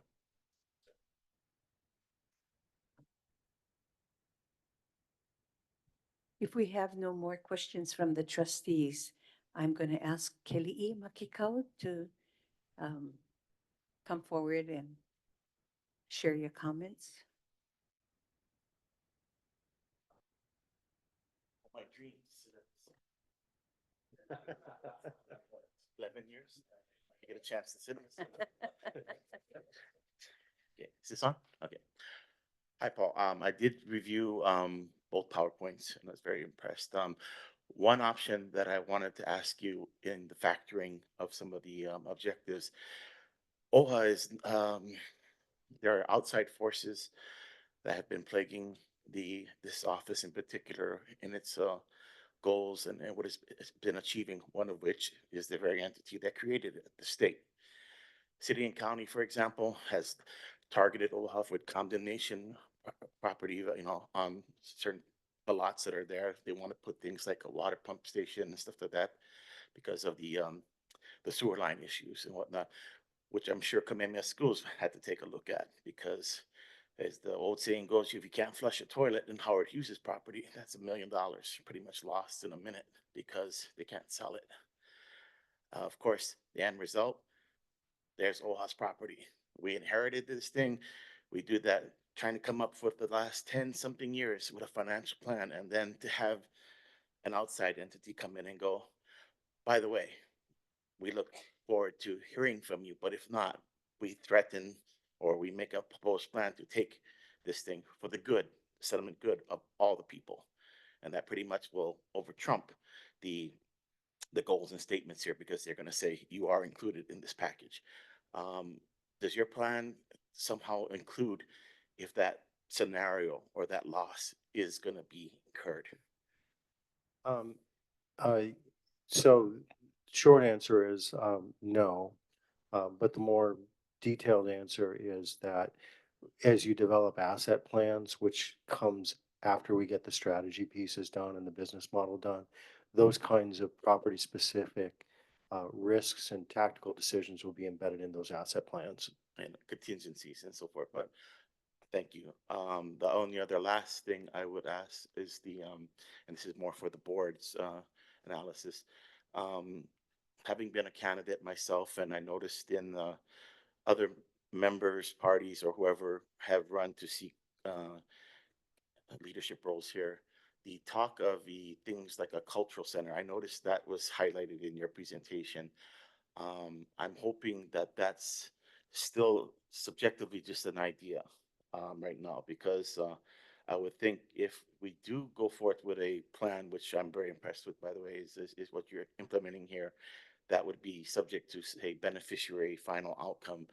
Um, the ideas, of course, in a boardroom or anything like that are limited, but not necessarily reflected in real life scenarios. I know the outcome is to have something that the Hawaiian people can get behind of and have some other rhetoric that you folks use, a place of Hawaiian being and so forth that, you know, in Kaka'ako that is inclusive to the Native Hawaiians, culture, lifestyle, and so forth. But given the day-to-day grind and everything that is imperative of what we as a people have to underscore and undertake, the that analysis may not be shared by the majority of people and whatnot. So I'm just hoping that although it's being highlighted as a potential possibility, it's not a final outcome that a cultural center is there, because I said there have been other entities in the past before you even got involved with this that have proposed ideas like this, suggesting that there is potential people outside of this board waiting for perhaps a reward or some type of benefit on a plan that hasn't come to conclusion, which would then lead the people to believe that this was all subjective and that it was a done. Somebody is somehow, Big Brother is standing behind me, tapping me on my shoulder. So I just wanted to highlight that rhetoric. So thank you. Oh, Right, thanks. Thank you, Kelly E. Paul, thank you so much. Do you can I- have any closing remarks Well, before? I have maybe a closing inquiry. Oh. So, if, I've heard that maybe there's not been adequate time to sort of take a poll of your members. I've heard some people say, maybe we don't like one of the recommendations. It doesn't, it doesn't serve us or serve you well to come here on the 24th if you want to have dialogue on this internally with a report that's fully vetted and ready for approval. We could come back on the 24th and have more discussion about some of these things if you would prefer that. Or we could come back with our report and say, we're ready to go.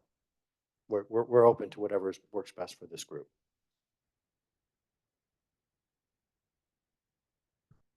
Okay, so on the 24th, we're going to entertain your recommendations and then we'll have a discussion of the board. Is that what you're proposing? Trustee Keone? Chair. Sorry, sir. Kitty. Mike.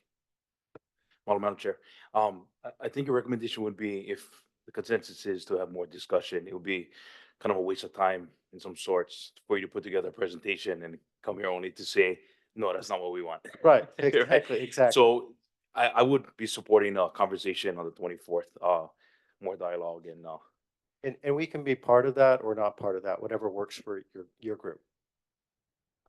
I think it would be helpful to have you part of it because you're the expert and you're actually educating us. So definitely we would entertain your presence. Trustee Akina? Thank you, Madam Chair. I support what the Chair and my colleague, Trustee Souza, have said. Discussion would be good for us to have. And one of the things that would be helpful to us is if you could identify some key issues that we really need to discuss in order to get on the same page with each other and move forward. One of which we mentioned today being the propriety of using the LLC structure. I maybe would push that right back to this board. Are there any other issues or recommendations that you heard today that you feel need more conversation, or is it just the LLC structure?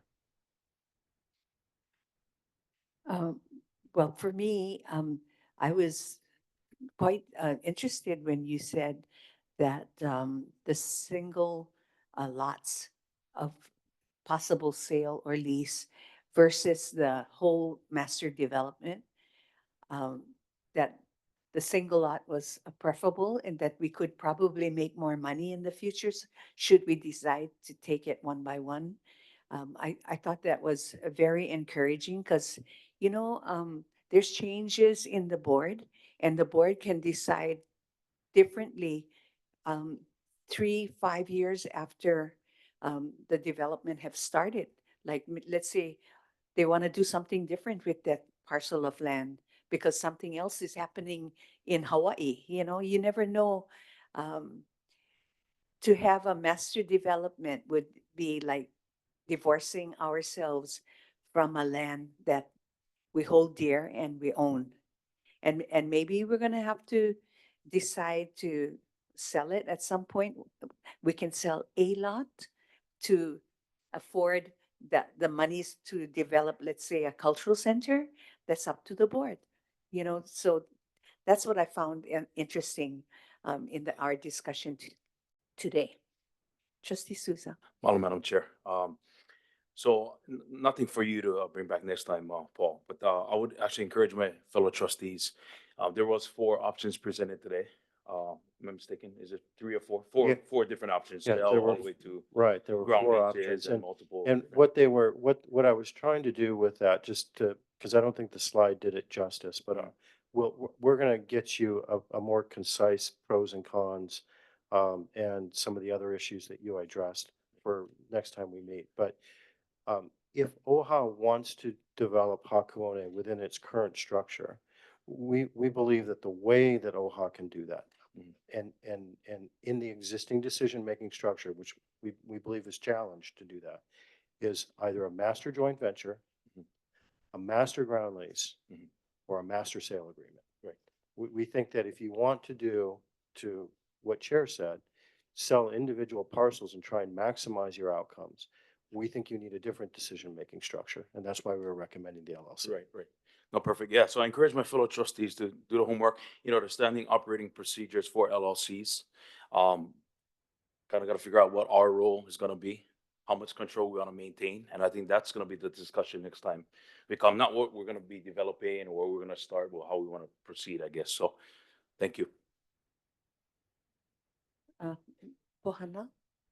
Mahalo, Chair. And again, just for trustees' consideration before we reconvene, so there's two very distinct strategies that we're hoping to get decisions on, right? One is our investment lands, and the other one is our legacy lands. And there are some overlapping recommendations, but there are very distinct and different ones too in each category. So if there's some time that can be spent kind of pouring through those, we're happy to take in any additional questions and funnel them to Paul, because you may not have enough time right here today during this discussion, but certainly when you go back to your offices, you'll have additional time to think about any additional information you'd like to see discussed. Mahalo. Madam Chair, Trustee Wahe? aside from the LLCs, I was fine with everything else you presented. It was all good. Well, I just, again, want to thank everybody. This has been really great to work with you guys. I had so much experience working on the Mauka side of Kaka'ako, and to get involved with you on not just the Makai side of Kaka'ako, but all your real estate is really a blessing for us.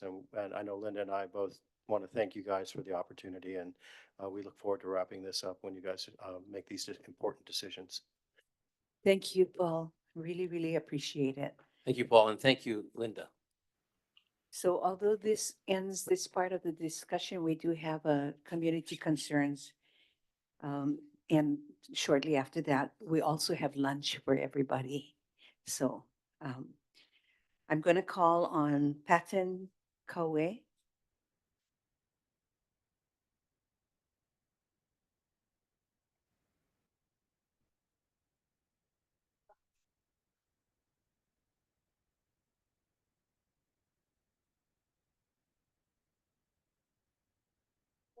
I wasn't prepared to meet the board, but today anyway, when I came in, I was listening to the water. So my specialty is the why, because a long time ago, we got this product, okay, and we patented this product. And in our books, there's no such thing as PFS. There's no such thing as a forever chemical. And our product proved that, but we never did use it. We tested it once on that property, Lowe's, long time ago. We was going to buy that property and we was going to use that. But my partner said that was too small for what we wanted to do. So we tested the soil over there and we used this product and it was worked. But how we got that was my partner, his partner will create this product a long time ago. Went to him for the financing. And my friend, like the CEO of a $1 trillion company, huge. Today, nobody bigger than us guys. But we don't use that. We're rolling along. My partner passed away about 2 years ago. I lost it for a little while. I lost my knowledge and everything. I studied for the last 30 years. You name them, I did them. But I never really used them. I came back and I'm in the coffee business. I come from the Big Island. My family comes from the Big Island. Our coffee is the best in the world. We won the title 2012. Nobody beat our coffee. And today, we're small because what happened in the Big Island, the berry born, the white fly wipe us out. But it's the other farmers who came in that never really take care of their crops. So the wind blow the thing, destroy a lot of our crop, but that one damaged the plants. Our plants was like 10, 15 years, 20 years old, damaged the, so you had to dig them out. We had to go high up in the mountains, but harder and less because the climate so cold that the plants cannot thrive up there. You can grow 'em, but really not like when we down. We had 20 footers that produced a pound something maybe, you know. But today we wiped out. So we're looking at other industries. So I thought about, oh, you know, you guys got all these ideas, but the financing. So to tie the financing to OHA and like, I believe that OHA, I always look to Miss Lindsay, you know, and she set the example. I look at her as like our queen, and we need to help, you know, help our queen. And I thought, when she went in front of the legislature and what they did, I couldn't take that. That really blew my mind, you know? And to dangle the funding in front of that, and I thought, you know, that's really disgraceful to me anyway. And I thought, hey, we can help, you know, look at this funding. Nobody using them. They make that every day. Every day, the thing just churn, get more and more and more. But they're not using it anymore. You know, my friend passed away. The company's still there, but I think that we should try and come together, and I believe OHA can help us too, and we can help in our own way. But, you know, I like to talk to the water authority. They created this authority, but I can tell you this, you put this product down, and that's gonna solve everything. Because the water, all the development you talk about, without the water, now we're talking about the contaminated water now, and the ground and everything, all that can come, put them all that soil that you're throwing away, we can fix that. Nothing like looking and trying, right? But I say our product proved itself already. I want OHA to come in, but not run the thing, but to advise and let's maybe work together. But I can tell you this, the product, nobody saw that yet. Once we had them, we didn't bury them. And it's there. Let's bring it out. I went to the water supply. They talk, man, it's not for me. I can tell you one time, if you're not going to listen, I see you, I'm going fishing or do something, but I'm not going to fight. I've been in this long time. Not only the water, but the fueling with the military, the things they did to us. It's time that we hold them accountable. How about buying our fuel? You know, hey, yeah, we get 500,000 metric tons for you this month. Can you handle that? Yeah. That's the only way, right? I feel that we can be partners with them if they help us and we help them too. But our fuel, you're not gonna match them today. And just like that, signing here, the, the trail is there. We just shut them down maybe 2014, 2015, just down. But I hold a contract, one of them, 1 billion, and I never use them. I can just, but I want you folks to look and see, and yeah, I'm telling you, the resources unmatched. Nobody can match this resource. I don't care what company you're talking about. You cannot come close unless you ask. Okay, I wanted Patin. OHA to hear that. I wanted my queen to hear that because I came especially for Miss Lindsay. That was disgraceful what they did, and I was mad as hell. I'm still mad today, but you know, we're coming now. This is our time. This is the last quarter. 5% went down. We're in right now. This is the time. I study all that. I know all those things, but all that go together with my fuel and my product. But I tell you, my product is what I hold up in front of you because this will revolutionize Hawaii. Nobody got these. We hold these, and we had them long time, but we never did use them yet. So if you need any help from OHA, you can see Mrs. Pu'u Kehau, and maybe she can give you some ideas how Of course, you can get some help. I just another day I'm gonna talk to you, but today was the day because I just came and I tell you this, I lost my wife Easter Sunday this year. We was married for 10 years. I lost my wife and I was down, down, down. No. But I needed something to bring me back out. But I cannot snap out of it. But a project like this for the people of Hawaii, I think that it's about time.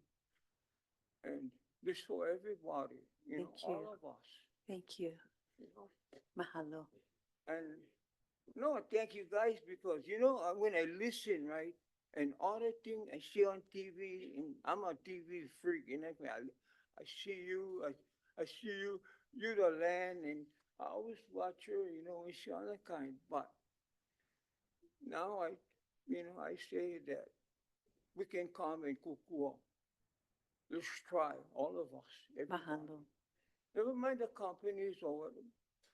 If folks solve this in Hawaii, uh, we'll be a better place for all of us. Mahalo. Thank you. My grandpa, long, long time ago, first importer from, oh,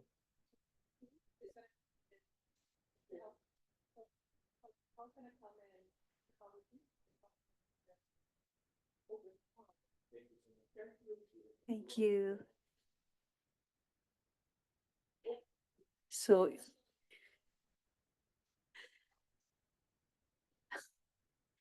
So in October, we have a busy month.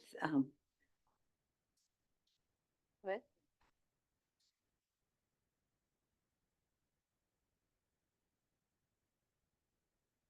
Okay.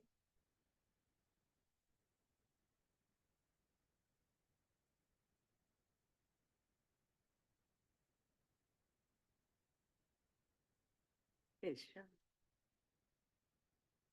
I love it this way. He just loves his wife. Thank you. Mahalo, Chair. Um, Celebrations and community concerns. Again, for the record, my name is Jermaine Myers. United in Aloha. We're gonna have a United in Aloha 96792 this Saturday from 9 to 1 at Kalani Anaole Beach Park in Nanakuli. The event will include ice cream and activities for the keiki, stew and rice for the ohana, but we will also have entertainment by two Christian groups, the Katinas and the Sons of Yeshua. And the focus is on coming together, united in prayer and worship to Keakua. HPD, the Mayor Blangiardi and the Prosecutor Steve Elm will be attending and participating. It's from just 9 to 1. So on the west side, the level of devastation and trauma is not as significant as Lahaina Maui fires, but nevertheless, we are experiencing devastation. The ohana involved in the killings are Native Hawaiians and Hawaiians. They happen on state land, DLNR, DOT, DHHL, as well as private ag land. From the beginning of it started on August 6th. This is October, wait, the last one was on October 6th. Within 2 months, we had 7 violent deaths, 5 injured bystanders, filled with sadness, grief, and trauma of many in our community. The Kiamo family, which had the 3 innocent Mahine that were shot to death, as well as the suspect that was killed, that involved Native Hawaiians. Moon Kiamo was my summer fun junior leader at Nanakuli Beach Park when I was a keiki. The killings, the fatal shooting by HPD that shot the 60-year-old suspect that shot at 3 people at Waianae Valley Homestead, those were all Native Hawaiian ohana. And so after the Kilmo incident, the Ark of Safety, a Native Hawaiian founded church in Waianae that's Brada is family, held a beautiful candlelight vigil and prayer at Waianae Intermediate School. Hundreds attended. And then 2 weeks later, after the Nana Ikapona Protestant Church of Nanakuli Native, which is of Native Hawaiians, held Operation Blue Light Ice Cream at Waianae Valley Homestead to help bring back joy for the traumatized Kiki that were at the park and playing outside during the shootings and killing of the suspect at Waianae Valley Homestead. We, Neighborhood Security Watch, I'm part of that in my homestead. And 2 weeks after the shootings at Waianae Valley, before the Ke'amo shooting, we went there to pray over the families and pray over the area that had the shootings. And the keiki told our pastor that they were scared to come outside and play. So in just having a dialogue with the keiki, he asked them, what make you happy when you're sad? Well, I like ice cream. So that's how Operation Blue Light Ice Cream was created, where HPD, which they identify as trauma, death, bad guys, HPD comes to get the bad guys. HPD came, our church collaborated with HPD for that Operation Blue Light to answer the call of ice cream. So they had bouncers and etc. And again, the focus was on prayer. So as our pastor said, as crime elevates, we have to elevate, our Savior and also the things that we are called to as far as servicing our community, most especially when there's violence and trauma. But just again, trying to help those that have family members that have domestic violence and having an answer, going to Christ for your answer. Many incarcerated find relief when they find God. So that is our answer. So that's what Saturday's event is about. So don't be surprised if you see an altar call and baptism. So tonight we have a meeting on Zoom at 7 o'clock that I'm going to attend to find out what are the details. But I'm the photographer, videographer. So if you see me taking pictures, you know what I'm going to do. The next thing that I wanted to bring up, and I hope I don't run out of time, but the next thing I wanted to just real short bring up that we have a chronic issue of inoperable Hawaii Emergency Management Agency, HIEMA, the emergency sirens. We've become aware of that since last year when the first siren was brought to our attention that was not working for 4 years in Maili. And when we approached HIEMA, we had them come and give us a presentation. They were like, oh, it's going to take 6 more months to fix. Are you kidding me? 6 more months? So the seniors that brought it to our attention were afraid after the August fires. They were like, they've been patiently waiting for this siren to get fixed, but now they're like, what happens if there is a real emergency and we don't get alerted? And people just think the siren going off during the day because that's when we get the testing, but it can happen at midnight. It can happen at 1 o'clock when you're sleepy and you don't know there's an emergency. So the sirens is meant to wake us up. So I was very disappointed to hear the representatives from HIEMA tell us, oh, if there's an emergency, just go to the radio. I go, well, what if we're sleeping? We don't know there's an emergency. And that's what happened to those lives that were killed. They didn't know there was an emergency. So here's the chronic problem. There's statewide 418 total sirens, 418.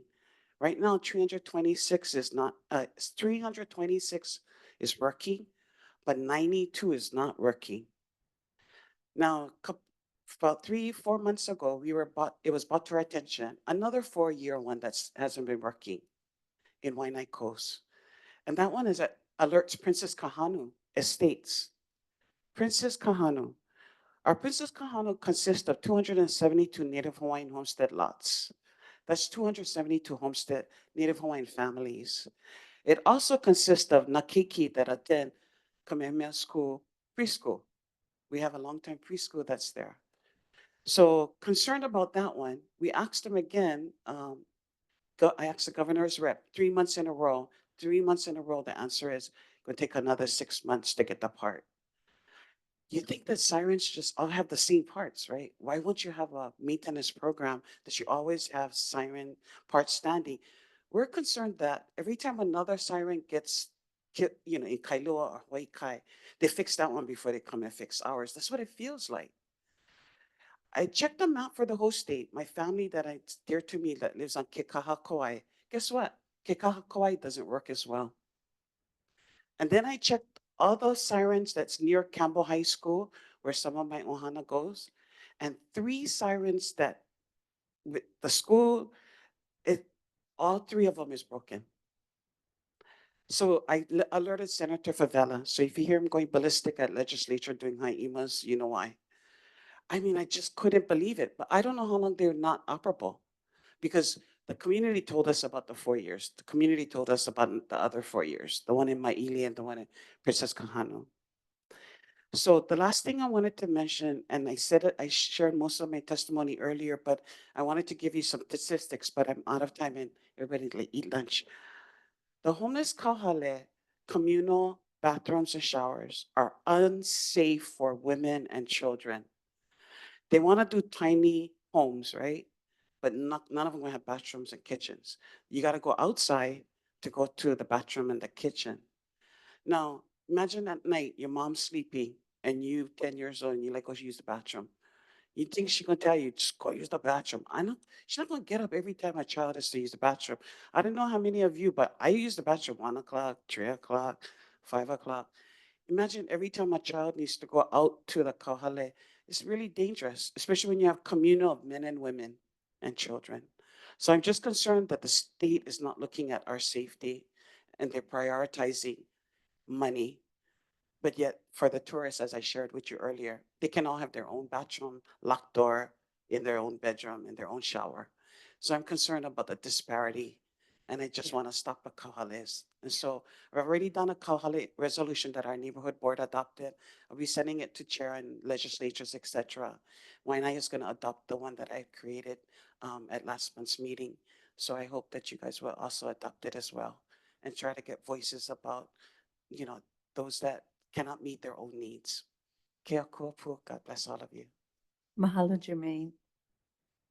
I'm sure our Pohana took notes of those concerns so that it can be added to the Oahu Mea'ai meeting after our trustee Akaka is done with all her sites and the evening meeting. I'm going to call on trustee Akaka to give us an update of the different site visits in the next 2 weeks, along with the Oahu community meeting on 10/17. Mhm. Trustee. Yes, so on the same day, the 15th, we have Kukani Loco, our site visit at 9 a.m. And what I learned through our Kawaiʻola that we have Molokaʻi Mea'ai and Mana'o happening that same evening in Molokaʻi. And then on the 16th, we have, I believe we still have our RM meeting at 10 a.m. And then we have the Polynesian Voyaging Society site visit with them. And then on the 7th, we have the Iolani Palace. We have a site visit there as well at 12 p.m. And then we have the Mauna Ala site visit at 2:30 p.m. And then later that evening, we have an Oahu Island community meeting at 6 p.m. at Nalamakukui. Thank you. We also have a Lanai Island Board meeting on 10/19, on October 19th. We have a Mea'ai in Molokai on the 15th. So yeah, we're kind of busy in October, but it's good kind busy. If there's nothing else to share, I'll entertain a motion for adjournment. It's been moved in second. Roll call. Trustee Ahuna is excused. Trustee Akaka, Aye. Trustee Akina, Aye. Trustee Alapa has left. Oh, Trustee Alapa, sorry. I think I saw you mouth aye, but you're on mute.